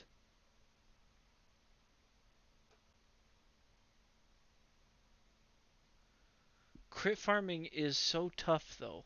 Let's be honest. Because it doesn't always work. It is not easy, Bill. I'm just gonna freaking stack these like this. And then these have to be 6 away. 1, 2, 3, 4, 5, 6. But I want them kind of in the same basic area. It ain't easy. Granted, with the headband, who has the most insanity? Our boy in blue, Guts. Guts has got to be super careful. Because our whole settlement lies on his shoulders. And if he gets that thing that gets plus 10, plus 10 insanity, if he runs over him, he's getting freaking dead at the end of this.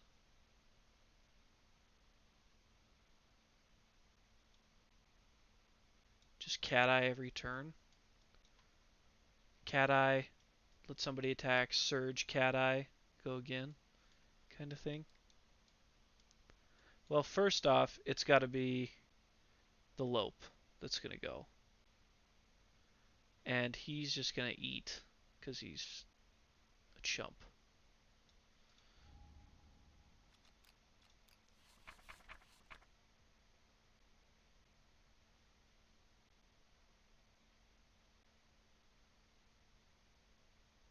Oh, Titan, I have that vermin. I wish I could have brought it out with me. If I could have brought it out with guts, I totally would have. Because I pulled it already once, that ant. It's in our storage, though. I don't really know what to do with it once you get it back to the settlement. It's not like you can take it out with you and hope to use it on a later fight. Showdown, Screaming Antelope.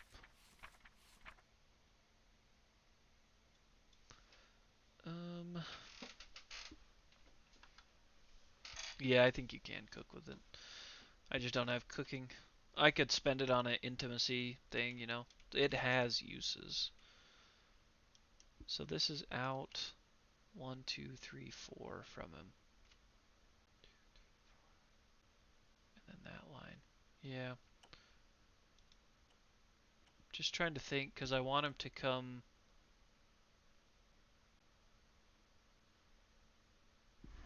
towards this. No, I probably should have, though, Titan. I can't believe I didn't think about that. Why didn't I think about that? Ugh. Oh well. Is he going to full move towards the closest? He does, doesn't he? So I do want them all to be up here, because I want him to at least move a little closer. Now, Guts is our most important one to land his blow. He's the most important, because he's got that fist and tooth that he's working on, and everybody else is kind of secondary. Tarna's right there behind him. Spire has a luck from this lucky charm, right? So there's really not much potential for critting. It's just 9, 10. I mean, Spire is 8, 9, 10, but really not good. Not good chances, fellas. I don't know how much crit farming we should try to do. So he's just going to go towards the closest one.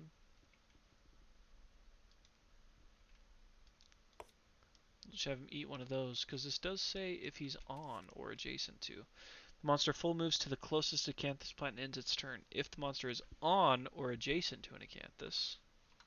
Oh, you're right. There's no guarantee. He could stomp and snort. So we'll let him get started here. Do I have Order of Death out with me? I don't think I do. I think the person that has Order of Death... Oh, and I need to hit with the shield. I need to wound with the shield, too. I can't believe you said that. Bill, I think every time you've said it's almost impossible for something bad to happen, the bad thing has happened. Wild. So I don't have anybody with Order of Death, so it's alright.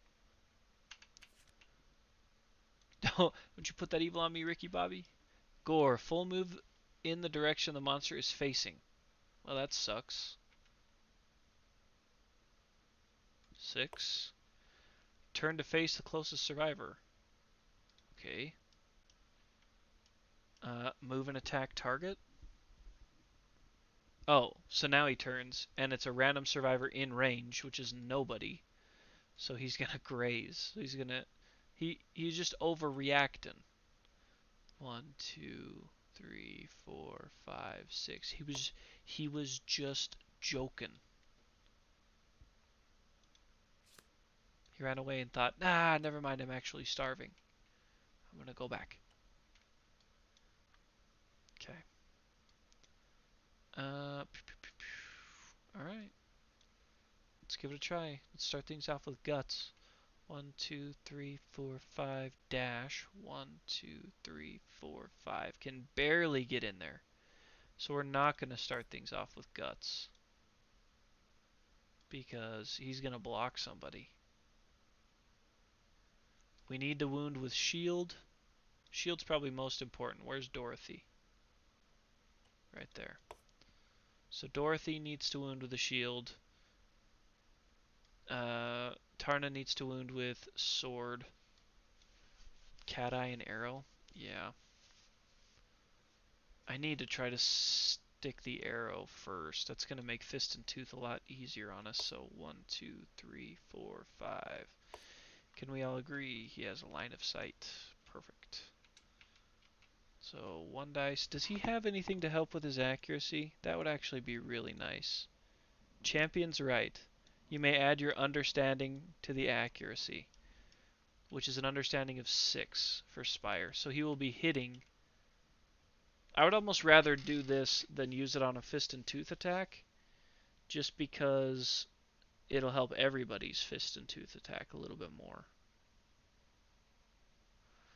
It's either use it like this or save it for Fist and Tooth to get 2 pretty much guaranteed hits with Fist and Tooth. You'd use it for this? I think I am going to. So we'll roll here. Looking for a 2+. Dang. Would have got it either way. So success. He gets that -1 evasion, which is what we were hoping for. And a hit location. Now this does have a wound, but it's just for people in the blind spot, which is nobody. So Clawhead Arrow has 10 strength in this guy's hand, in Spire's hand, so the 2+. 5 will do it. So the wound on it talks about people that are in the blind spot, and there's nobody there, so it is just simply a success. Okay, let's try Dorothy. 1, 2, 3, 4, 5, dash. 1, 2, 3, 4, 5. Because I think Guts can only get to here, so we want Dorothy to be there with the shield. Dorothy's going to try with the shield to make this happen. So round leather shield is 1 die, hitting on 7+. Does she have Champion's Right? No.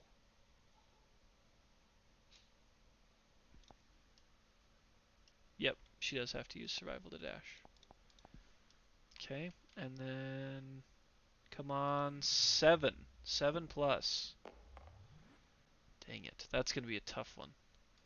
She can always surge, but I don't know if it's worth spending 2. I might just need to wait till we can get into the blind spot. You think it's worth it for a 7+?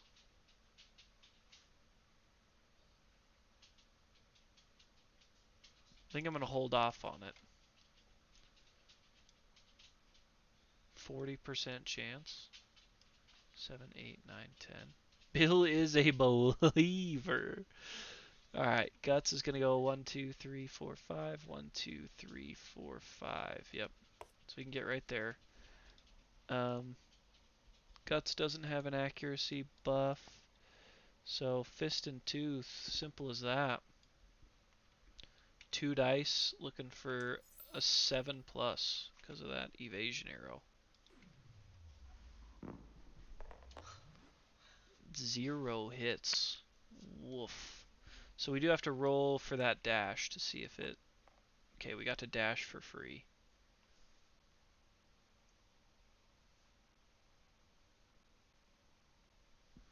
So this I will surge. Yeah, I'll surge this one, because here comes this surge for free right here.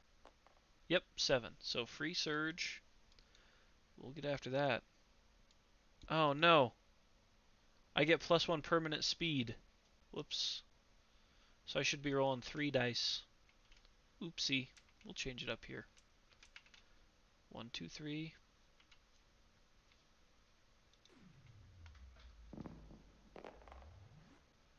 Is that 1? Tell me that's none. Holy crap. 2, 3, 5. I'm owed 1? Okay. I'm not going to take the 2 10s that just got rolled.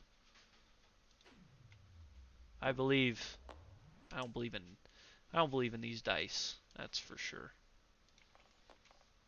Okay. Well, Tarna. I'll have Tarna search this Acanthus that she's on right now. My gosh. 11. So that's enough to successfully harvest the Acanthus plant, one of the 2 remaining.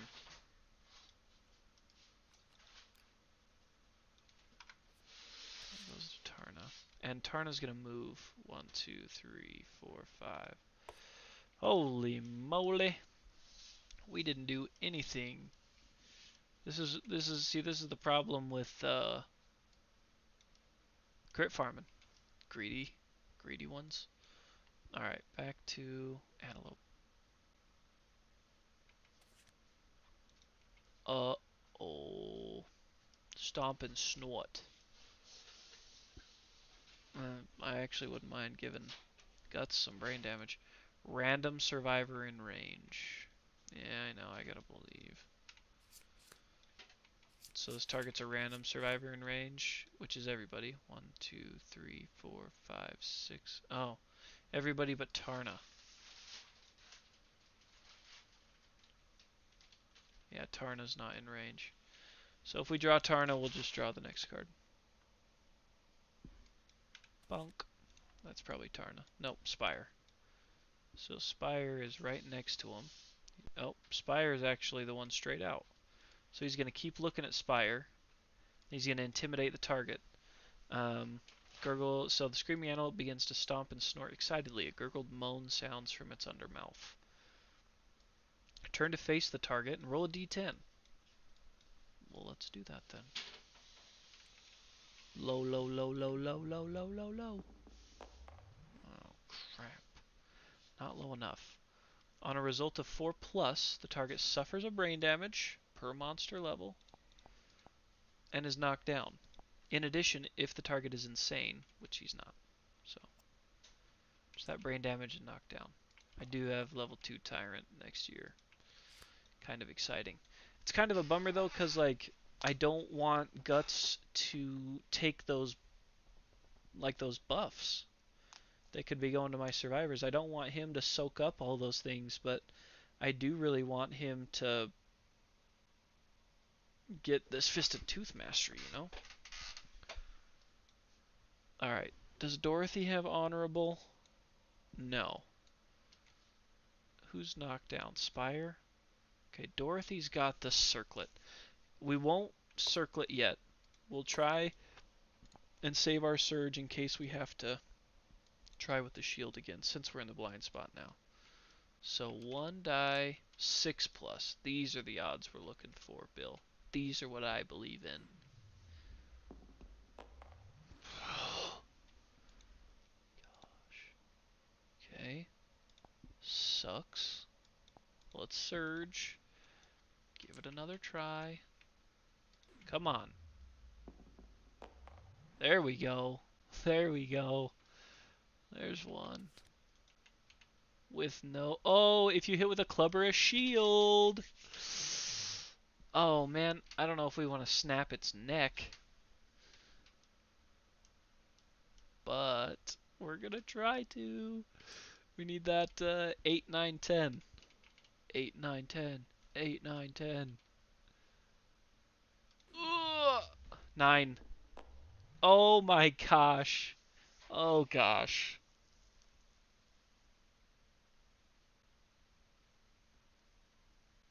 No, it's not so bad. Because I have to roll a 10 on this. So we gain the Screaming Lope resource. I already shuffled them. It's a beefsteak. That sucks. Did I shuffle them? Because I know I had both, so we're going to shuffle those again. But so now I have to roll another d10, and if I roll a 10, I snap its neck and it dies instantly.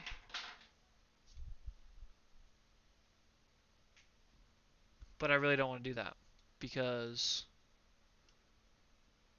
then Guts isn't going to get Fist and Tooth Mastery.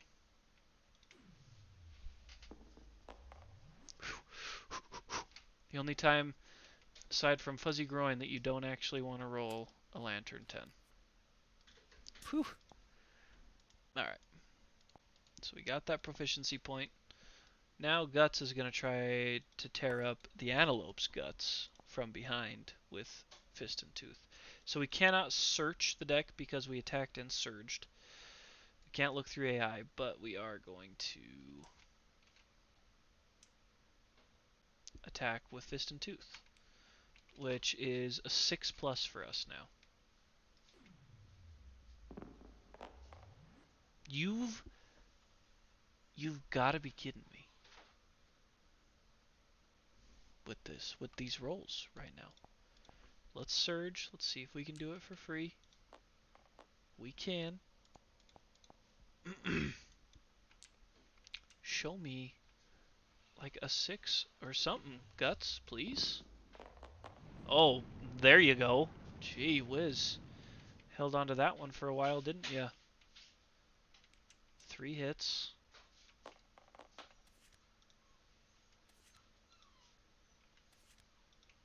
Whew.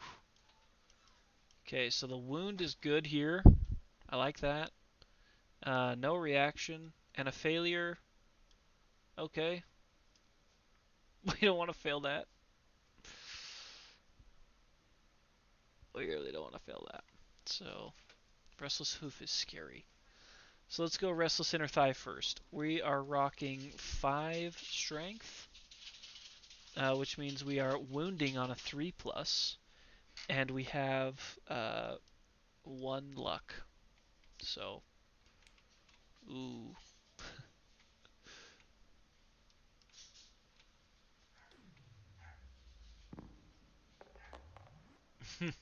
You better not feel anything, Bill. Oh, gosh.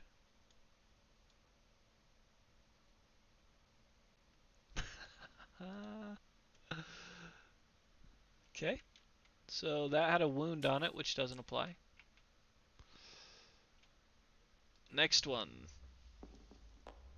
Oh my gosh, dude.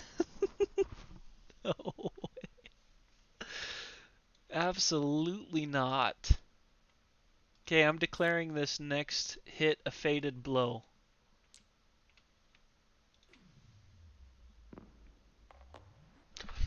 Oh my gosh. Thank goodness I declared it a Fated Blow, otherwise I would have missed that. 2-1-2? Oh, so because I declared it a Fated Blow, I gained +2 strength, which means I wound on a 2+. Oh my gosh. And I don't have to suffer the failure, thank goodness. 1, 2. Man. Okay, guy.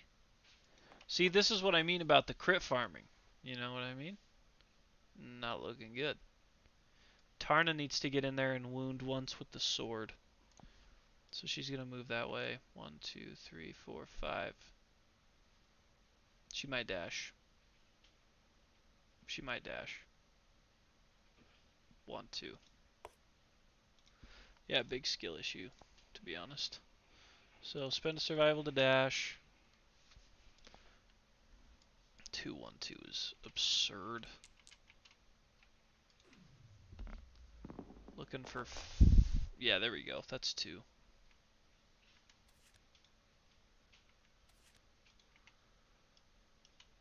So wound is kind of lame. Like, really lame.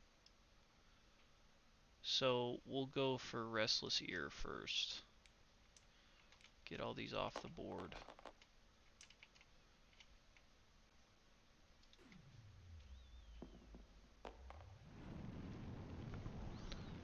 Alright. Crit. So we're going to apply that crit to Restless Chest because we are sword proficient. So it'll cancel the wound, and this crit's way better. So we get a Screaming Lope resource. Thank you. And he gets a -1 damage token. We did the thing. We did it. I'm so proud of us. And let's try that once again. Oh, and he gets his proficiency point for that. 3 is still success. So he is well. Tarna is well on her way to becoming a sword master. And Dorothy did get that shield proficiency as well. Oh, I already gave her that. And then Guts obviously got his. So it's Fist and Tooth. Okay, and he did get that point. He was successful. So we draw this face down here. Yeah. Yeah.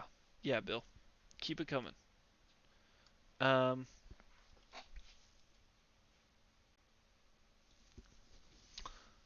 don't know, I might surge and search this Acanthus just to try to get the final one. I'm gonna, actually. So I'm gonna surge, I'm gonna spend a survival with Tarna. Tarna's gonna loot this Acanthus that she's standing next to. And hopefully get our final one. Yep. That is ours. We didn't get all 4 of them last time, but we definitely got all 4 of them this time. So, that's it. Now it's lion. Now it's antelope again. That dang dog, I tell you what. Crazy white lion cubs,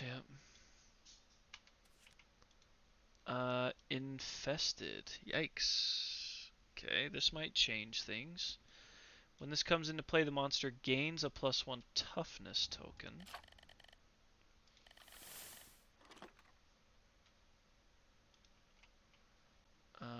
Discovering the ticks is gruesome. Roll a d10 for each survivor. On a result of 6+, they suffer a brain damage. That'd be great for Guts. We'll start with Spire.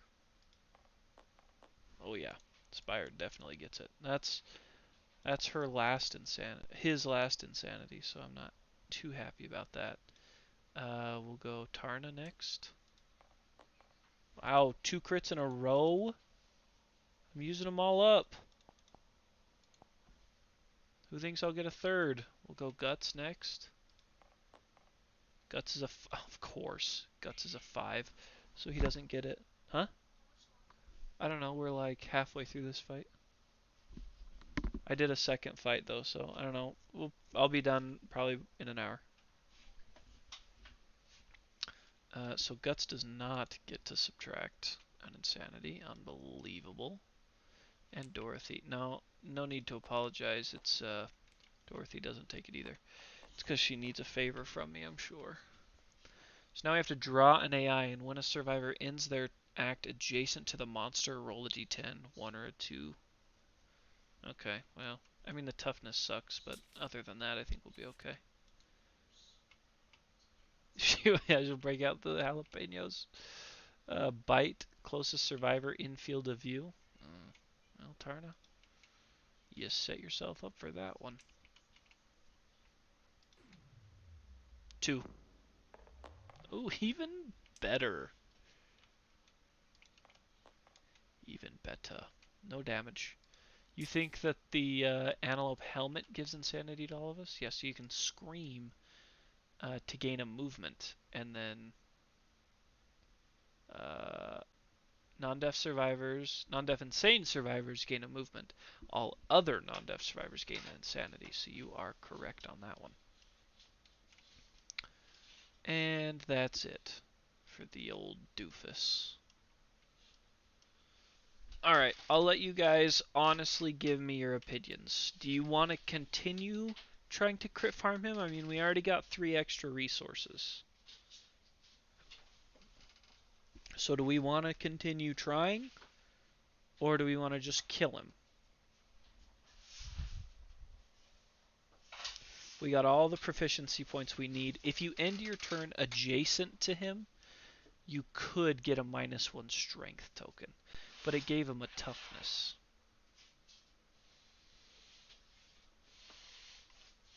Alright, we can keep trying for a little bit. Oh!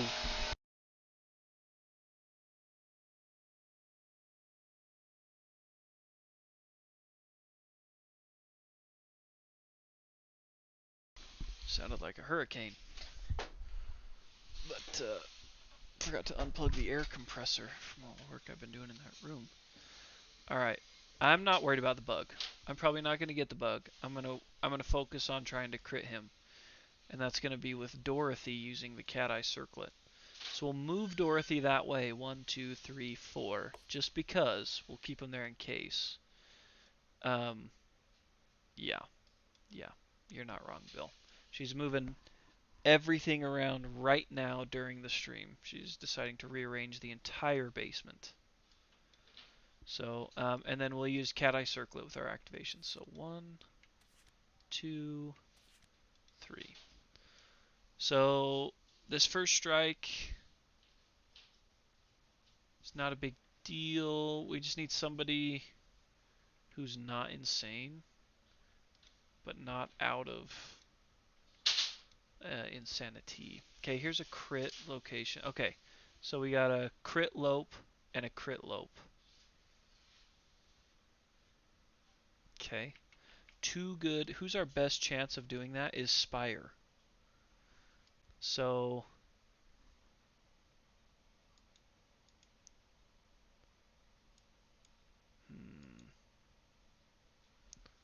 and Spire can't pull this one.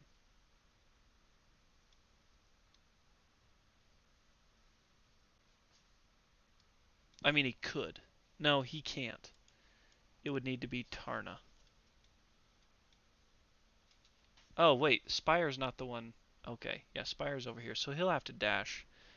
And he can't dash because he doesn't have... Alright. So let's put these back in this order.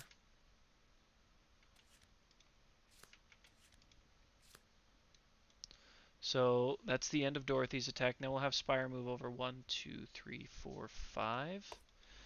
Spire's going to try to sneak in there with Fist and Tooth. But it is true 8s and up. So that's kind of a tough one. 8 plus. Alright, he got one. And we wanted him to get one of them. It would have been 2 hits, but he gained this +1 toughness. Which makes him harder to... Oh, no, wait. Whoa, whoa, whoa, whoa. Makes him harder to wound. Sorry, I don't know what I'm thinking. I apologize to you guys for that one. We did get the 2 hits that we wanted. So...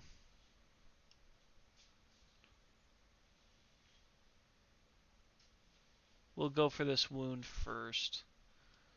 And we'll just go with this one here. Show me something. 8. That's a crit, right?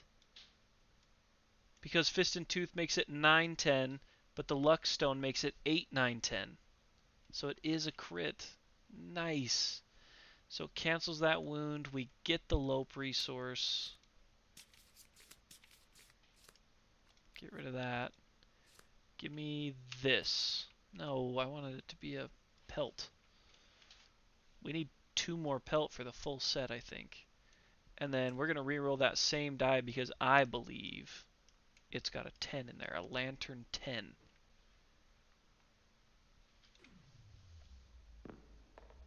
No, just a 6. But that is still more than enough to avoid that failure.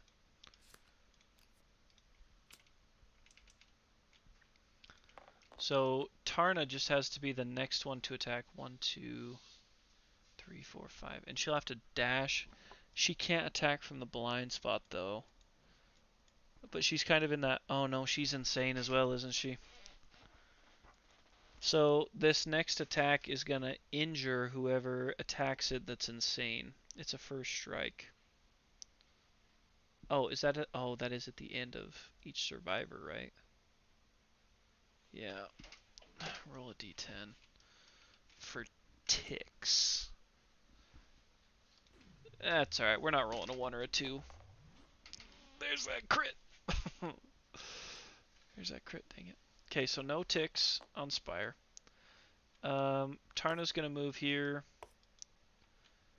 And I might even just have her do the sword. I might have her attack with the sword just because that first strike is going to cancel all the rest of the attacks. But I want to make sure that I pull it so that Guts can run around into the blind spot and try to fist and tooth. So let's just roll the dice here. 3 with the sword. We need 1 that's a 4 or higher. Yep, there we go. So we pulled 2. 2 hits, that pulls the first strike and not the trap. So first strike, the Screaming Antelope's massive eyes glisten with a human-like fear. If the attacker is insane, cancel all hits and end their attack. Okay. So now Dorothy is going to surge to peek at these top 3 again. 1, 2, 3. No trap. We got a lope resource, lope resource, lope resource. But this is the crappy crit. Hate that one. I really do. So let's put that one back on. I don't want to deal with that if I don't have to. Bow that crit.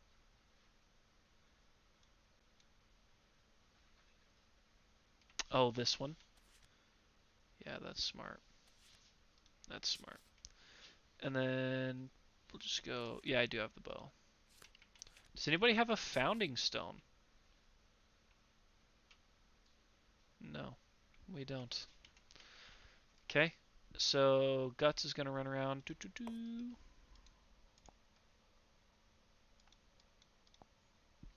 But oh, of course, Guts doesn't have his thing anymore. For the freaking whatever. So 3 dice. 3 6 plus. Wow.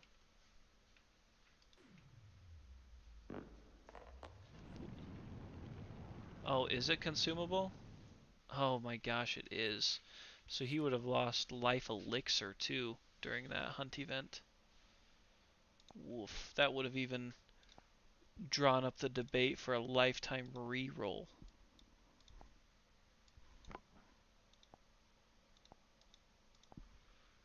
Okay, so that's 1. So 8. So just 1. This one passed. This one's okay. So it's alright. But that's just 1 successful hit.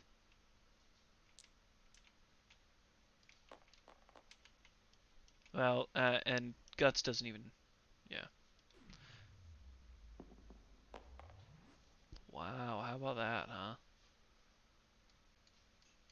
How about that?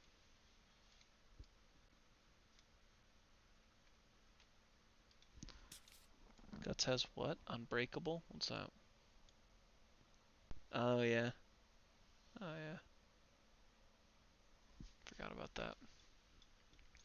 Okay, well, I mean, I guess we might as well try and surge. Guts with the fist and tooth has been terrible. He really has. He's not been showing up. Let's see if we keep that survival. We do not. So it is not a free surge.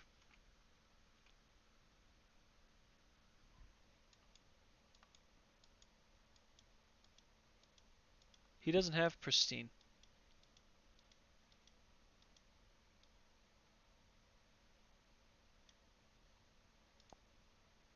I thought he did too. How does he not have pristine?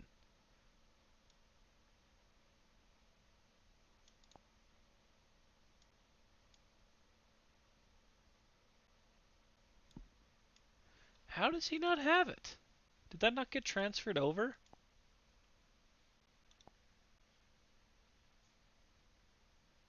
Oh, no, he never had it. Wow. Interesting. Alright, well, we're looking for 7s. 1, at least. 2. Oh, gosh. Oh gosh.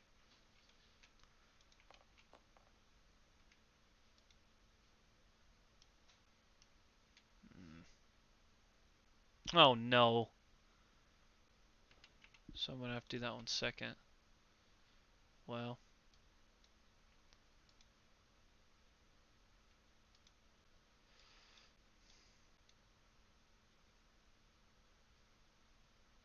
This is a terrible debate. No, we're just gonna go Restless Shoulder first.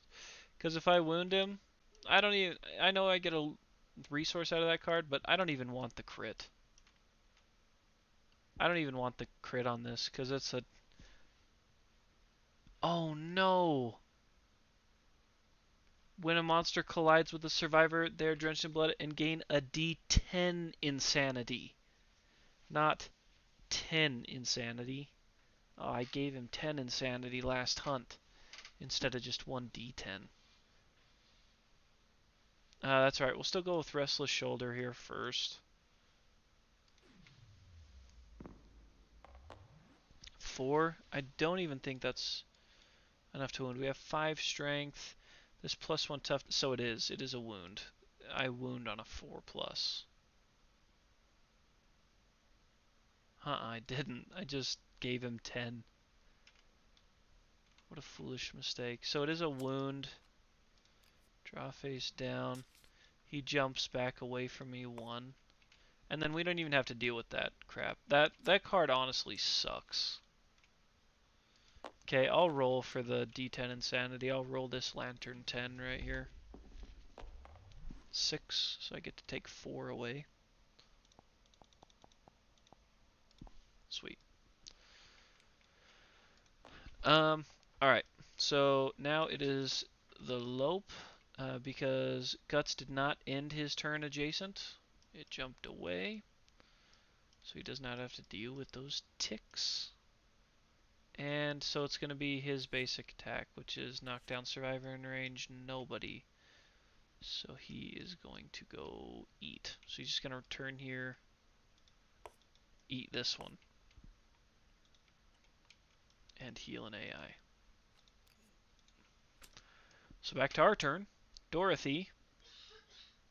Yeah, he does heal. So Dorothy is going to check out these top 3. 1, 2, 3. That reflex is also ass. So Wailing Slide obviously is going to the bottom. Restless Tiny Hands is coming up top. Spear can cancel Trap. You're not wrong. So we'll still put that on the bottom.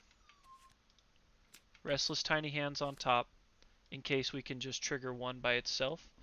And that's going to be, we're going to try and trigger it with Spire. We're going to double down on the guy. 1, 2, 3, 4. Spire's in the blind spot with Fist and Tooth, leaving the bug for now. Bill.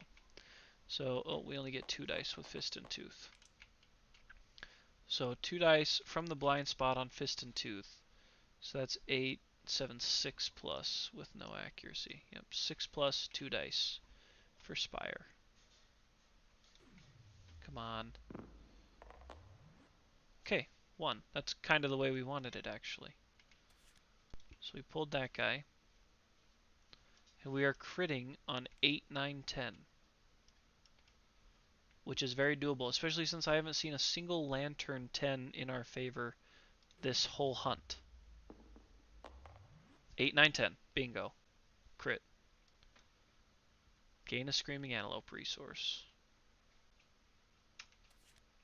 Okay, still no pelt. And twitching, Tiny Fingers Rain Down. All adjacent survivors gain an insanity.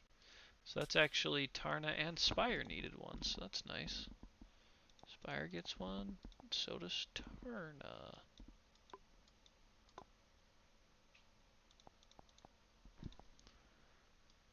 Okay. But Spire did end adjacent. Does he get ticks? Now there it is. No, he does not get ticks. It is only on a 1 or a 2. So Tarna is our... Oh no, Dorothy has the spear.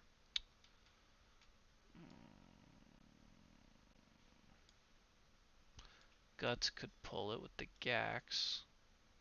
But it's the spear specifically that needs to pull it. Oh, and we get to get rid of this.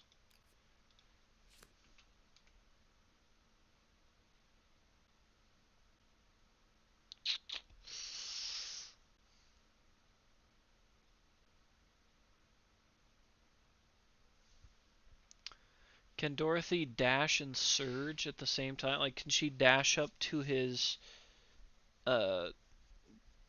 2 away and then stab him with the spear on a dash and a surge? Can she do that? Thought I read something funky about not being able to dash and then surge, but that might have been old rule. Okay, so we'll dash and surge with Dorothy. So that's 2 of the 3. And then she's going to attack with that spear. 2 dice. The problem is that she has to do both. She needs to hit both of these.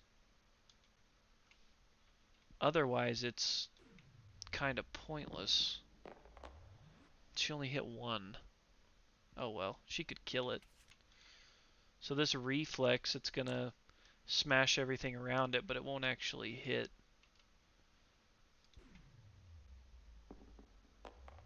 Okay, so it's dead. We done killed the thing. So no sweat, no worries. Everybody got their proficiency points.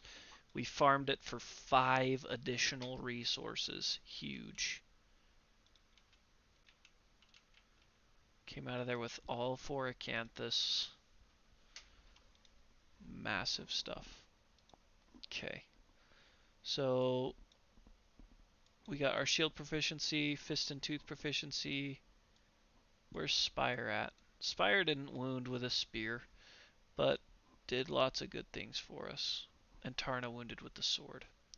So yeah, we get an iron from that too for Guts. Thank you, Guts. It's already my favorite Dragon King constellation. And then, yeah, we get our 4 other items. Let's shuffle these up. Maybe we'll pull another Love Juice. That would be kind of crazy. Have 3 on standby. Perfect Hide. Oh boy. 3, 4. Kind of needed bone a little bit, didn't we? 1. Yes. We need 1 more of those, and we can complete the Lope set. 2. 3. Wow. Another bone? 4. Holy crap. Yeah, that was huge. I mean, maybe a couple more organs for what we're thinking, but the bones we needed to special innovate, I mean, we got a lot of what we needed right there. So let's complete this showdown. Oh man. I gotta write that down. So Dorothy is 2, Guts is 4, Spire is 1, Tarna is 2. Alright, plus the 4 endeavors. So let's return and advance the year. Timeline. We know. We got, whoops, they're not story events. So we got Gorm Climate, of course. We got to deal with that. Whatever. And then let's shuffle these up. How many times do we want to shuffle the settlement events before we pull? What are you guys thinking?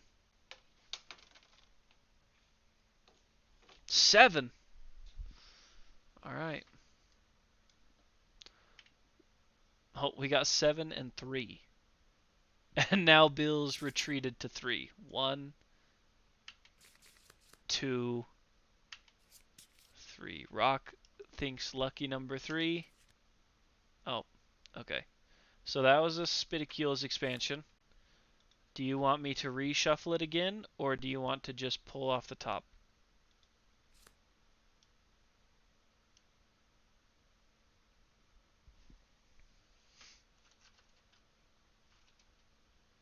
I'm too scared to say. Save? Tempting fate here, fellas. 3 more. 1, 2, 3. Oh, plague. Wow. Plague. The rain on the parade.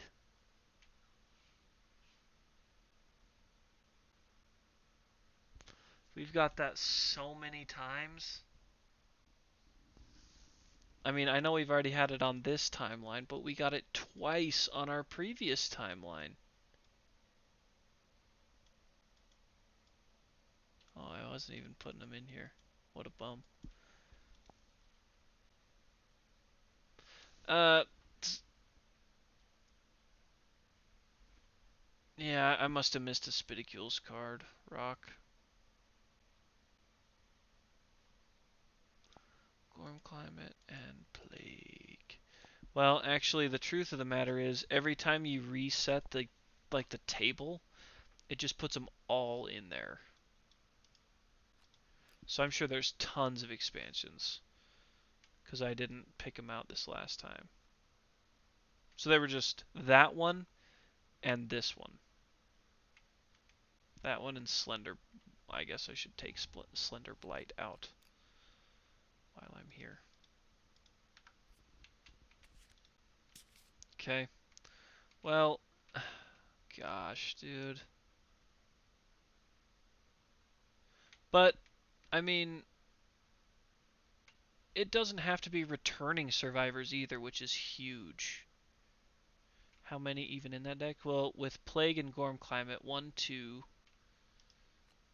That makes 3, 4, 5, 6, 7, 8, 9, 10, 11, 12, 13, 14, 15, 16, 17, 18, 19, 20, 21. So with Gorm Climate, 21. Without it, 20. So up to bat for Plague. We'll start with Verda. She's going to be our first roll on this table. Oh, no, maybe not Verda. I don't know. That's a tough call. Because she's a female. She's a female with the ability to reproduce. Oh, they do need one. Okay, so it can't be her anyways.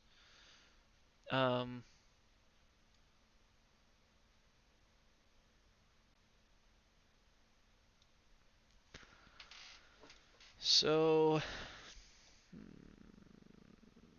can we do their ages first? Listen, fellas, if I could be completely honest with you, and this is obviously my error, Gorm Climate hasn't been in there this entire season.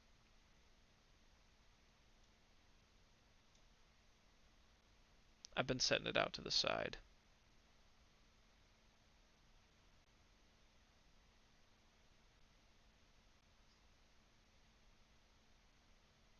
Yeah, that's on me. But I have been doing that, and I didn't actually think about it till now. So, sorry about that. Can I do their ages, like, that they did first, and then deal with Plague?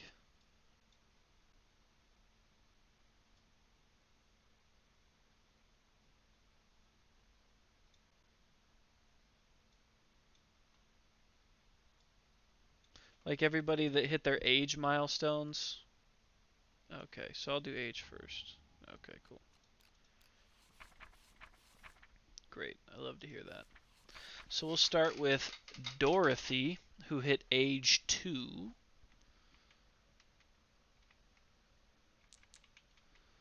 Okay. Nice. I think that's a strength.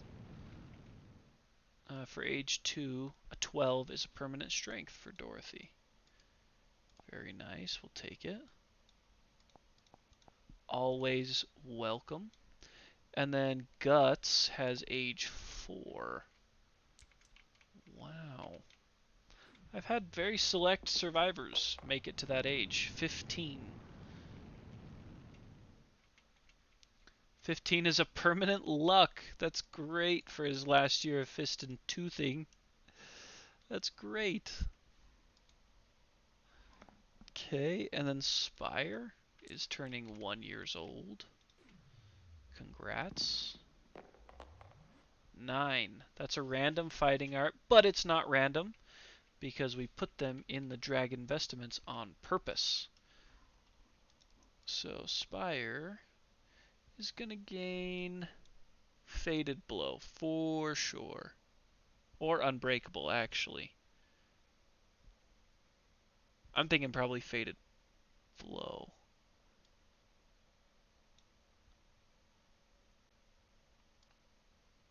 Probably Faded Blow. Yeah, we're going Faded Blow. Because I think we got a better chance of getting Storm. We could get a Weapon Mastery and we could get +3 Strength. So. And then last is Tarna, who turned 2 years old. She doesn't need a strength because she's attacking with that sword that's super strong. But I think she got the strength anyway. 8 is a permanent strength. And we can't be mad because that's actually part of the constellation, right? The +3 strength attribute. So we need to keep her away from Courage or Oracle's Eye. Like, keep her well away from that. I heard. I don't know. That's just allegedly. That's what I heard. So, alright, now we gotta address Plague. Now that everybody got their goodies, and I don't want to lose anybody. So let's put... make sure he's got all 4. And the proficiency for that actually does something pretty nice, too. Don't I get a bonus? Oh, no, that's just I may stand if I'm knocked down. Yeah, Verda sucks the most, but she doesn't have a Hunt XP, so she can't. She cannot be nominated. So it'll probably have to be Thistle, Thanos, Patrick Bateman, and probably Spire. Those will have to be the 4 we choose from, I think. But we can do Thanos, though. We can.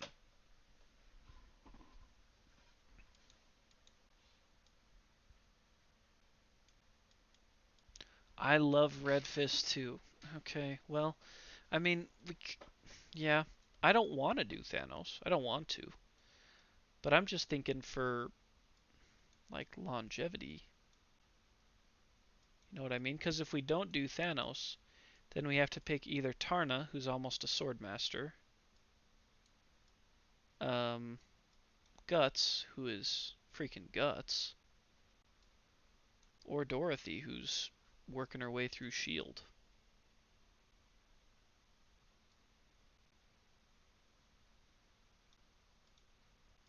We just don't really have the people to sacrifice to Plague. We don't have it.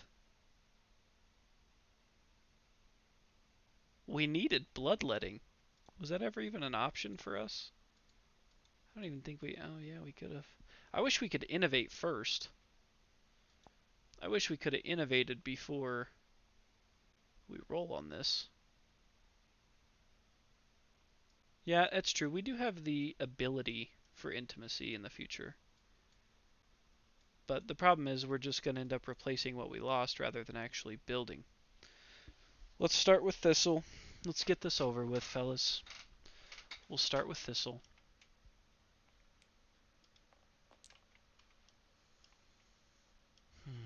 Alright. Show me what you got, buddy. Thistle. 5. So, we know the deal. So that's 1 in need of an endeavor to survive. So that's just you'll die at the end of this round if you don't seek treatment. Thanos next. It was a 5, sorry. Bill.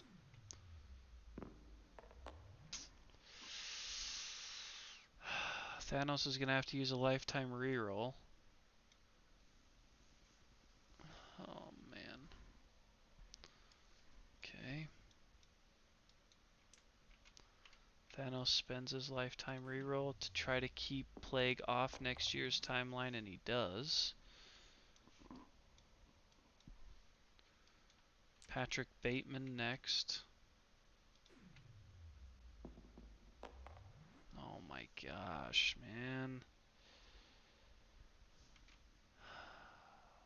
So that's going to add it to the next year if we don't use a lifetime reroll on that. Probably have to use Thistles. Thistles or Spires. We'll use Thistles, I guess. Ouch. Lots of 1s and 2s, not many 9s and 10s. Oh my gosh, barely. A 3. So he'll die at the end of the settlement phase. And last but not least is Spire.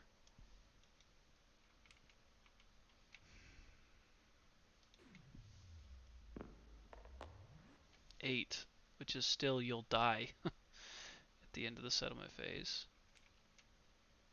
So we have to spend, honestly, we'll have to burn all 4 of our endeavors to treat those who are injured, if we want to do that.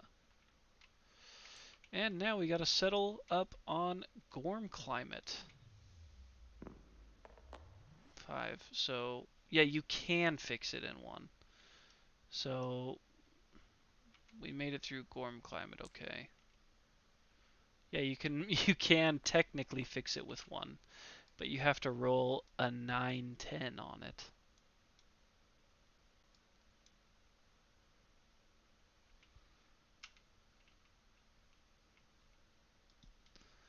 So, I mean, I guess we really don't have any other options, right? Looks like we're not going to be special innovating scrap smelting or anything, because we are going to be, I mean, hopefully we'll even have enough to innovate. We got to decide who's expendable here if we have to trade somebody's life for an innovation, if that time comes for an endeavor. So we'll spend our first endeavor to save, I mean, obviously it's going to be Thanos first.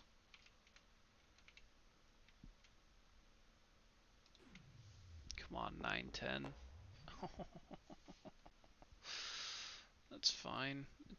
So we'll select Thanos to receive that. Next.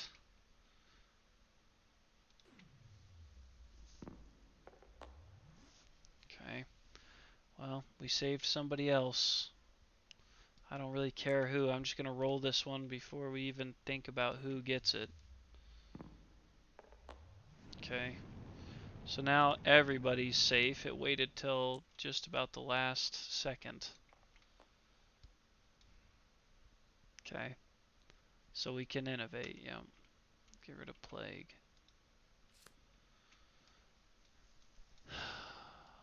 Man, that's such a demoralizer, man. Feels bad. Hold on, you don't want to innovate? No, I'll put them back in the pile when I'm going to draw. Sorry, let me show you what I did. So I just set it right here on top of Gorm Climate. The other ones that I'm pulling out are up here. So just right there. And then next time we draw, I'll just flip them and shuffle.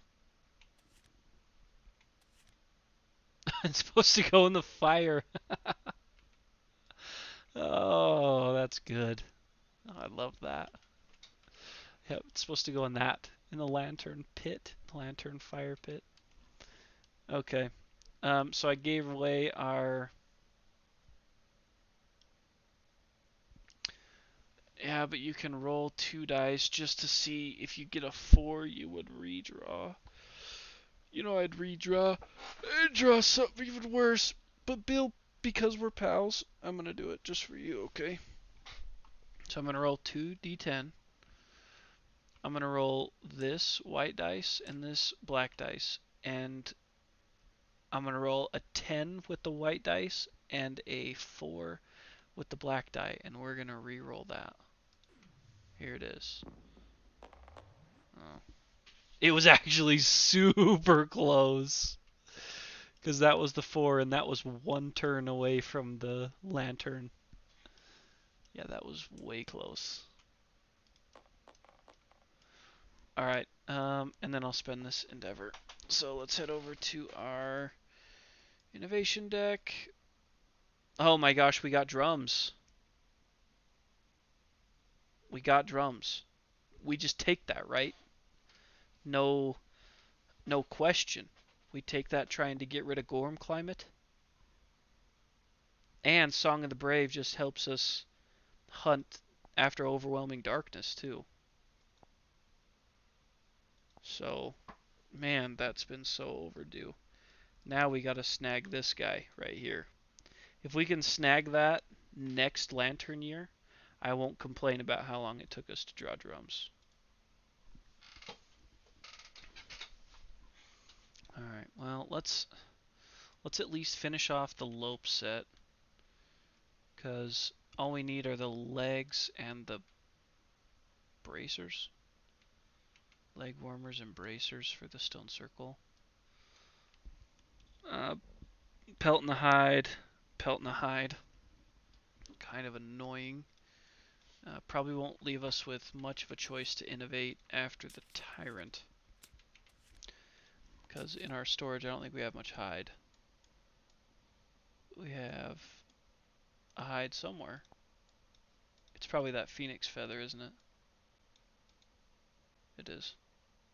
So we'll spend the tail feathers and put the perfect hide in here just in case something happens that we can hold on to it. But that will finish up our Lope set.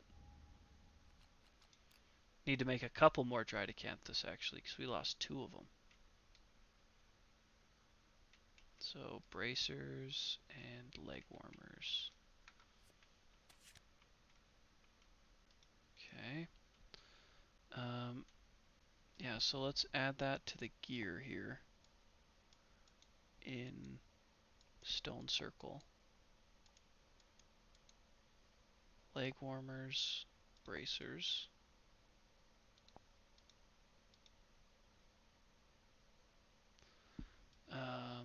Perfect. And let me just... So I don't think there's really anything we can do for connections. Is Dorothy got the hide?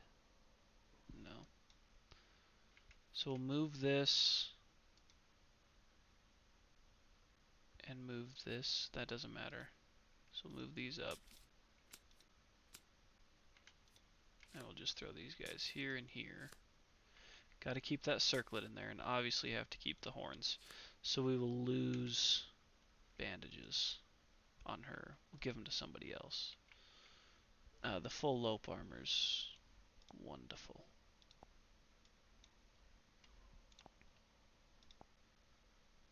So we got circlet.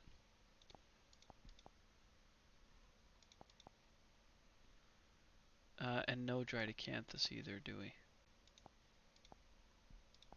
Which we could... Yeah. Yeah, we'll lose the pickaxe in this, for sure. Vestments. The skirt got bumped up, didn't it? Yeah, it did. Celestial Spear went up. Horns went over here. And then we got the leg warmers and the bracers.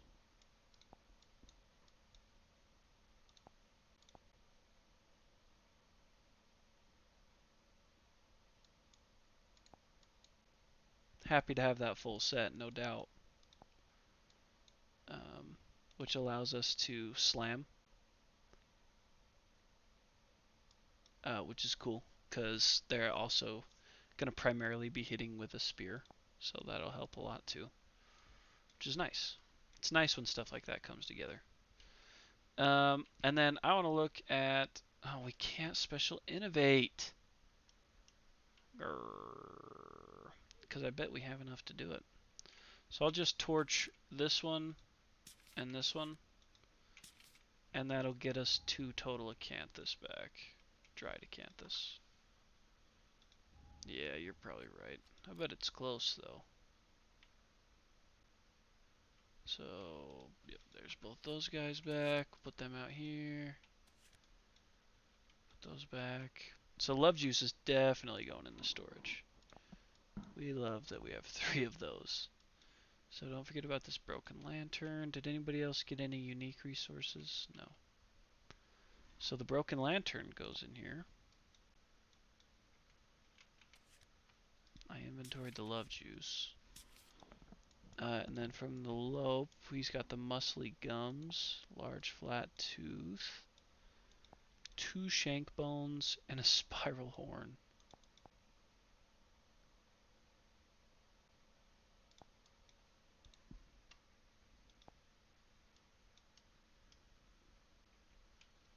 So, yeah, that's all the Lope stuff.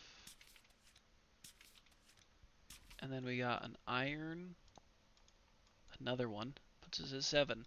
So we have enough iron to make a full set of lantern gear. All we need is the leather to do so. And then fresh acanthus. 2 of them. That's crazy.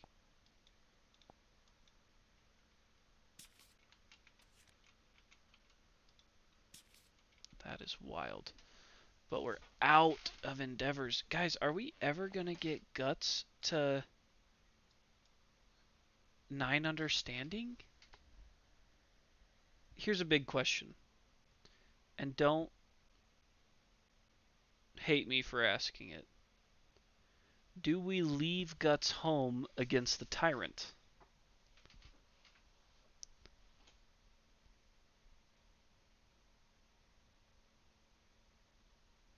Just so that the buffs that come from the Tyrant go to other survivors that are going to be more of a long term. I want to get Fist and Tooth Mastery as soon as I can. 100%. To be able to stand at the end of every round is great. But what's one more year?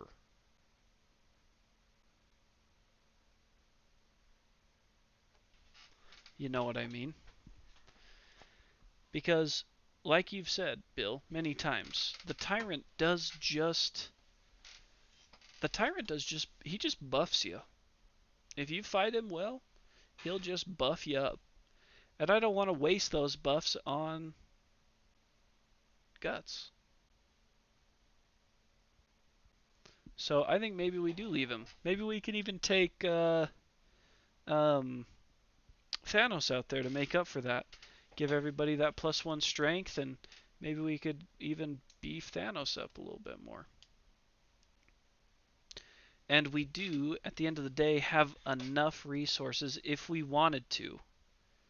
When we came back from fighting the Tyrant, we could innovate again. He does have the -1 luck. That is true. But a lot of those cards, not a lot of them, but yeah, a lot of those cards give you the bonus even if you just wound. I mean, we can try to structure the deck so that the crits go to those who don't have the -1 luck. So, and then we'll just have to spend a perfect hide, but we can innovate after the Tyrant, and and possibly get Song of the Brave. So we have the Greater Gax, which is heavy. We have the Black Sword, which is also heavy. And then, so the only one that won't have a heavy item is the Bowman. So maybe they should take the Circlet? Oh, Dorothy won't either.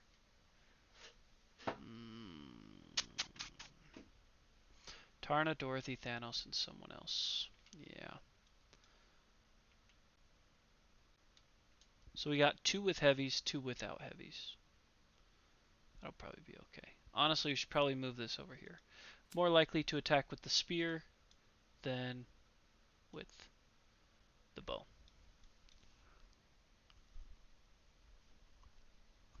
Who's the other -1 luck person? I didn't know we had one.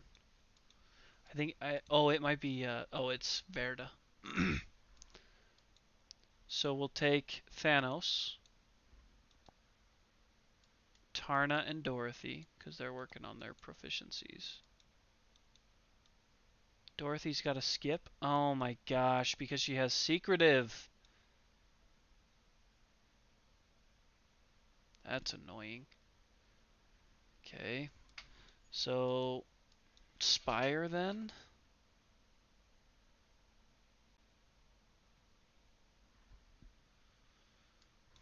We could potentially take Spire and maybe even Thistle.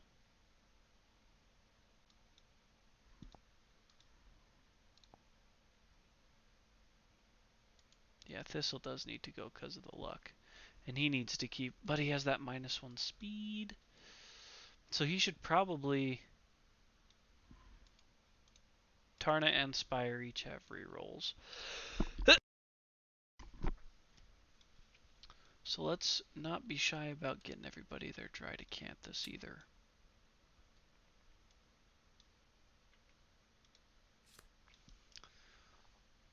Take a Founding Stone, I like that.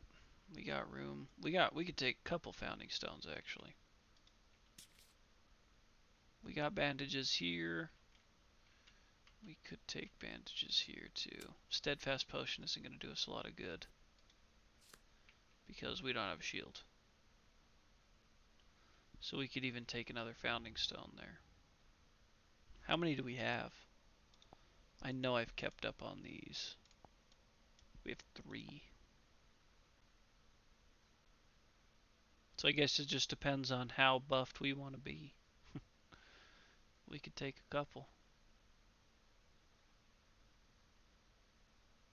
Come on. There's starting gear. I tell you what I'm interested in doing, and this is going to sound crazy, but I'm interested in letting the Tyrant deploy 5 gates and then finding that crit location and throwing a stone at it that gets you the Frozen Star secret fighting art.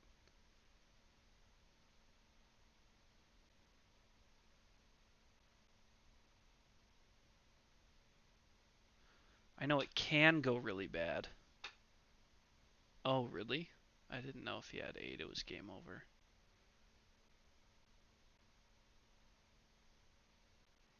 You think it's better to to find the Frozen Star first? You can find it? Oh, oh yeah. Yep, I got you. Yeah, because if we can find it, then we can block, move everybody else kind of out of the way.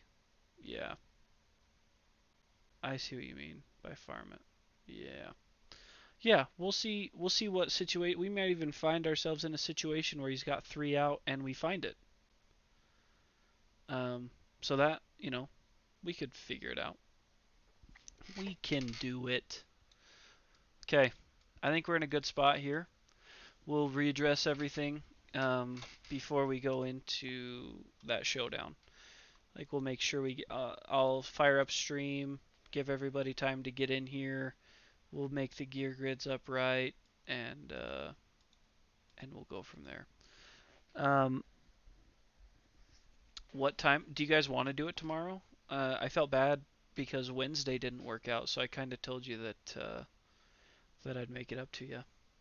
So if you want to do a stream tomorrow, we can do it tomorrow evening. Or I mean, really, we can do whenever tomorrow, whenever you guys are available. Just because yeah, I mean I can. Rock, what's your schedule look like tomorrow? What about you, Titan? You still there, buddy? After 5 p.m. Okay. So maybe potentially another 7 p.m. stream tomorrow night to take down the Tyrant level 2, which is actually the farthest we'll have ever gotten together because this is where we got Clinging Mist. So, uh, definitely keep an eye on the Discord for updates, but let's plan on that. Let's plan on tomorrow at 7. And if there's something I forgot about or something comes up, I'll be sure to let you guys know in the Discord channel. So, okay. As always, fellas, appreciate you. Appreciate you guys choosing to spend your time here with me on stream. I love it. I live for it. It's the highlight of my weeks. So, um, yeah, you guys are the best. We'll talk to you tomorrow. Everybody have a great start to your weekend, and hopefully we will trash on the tyrant and get some good stuff tomorrow. So, take care, everybody.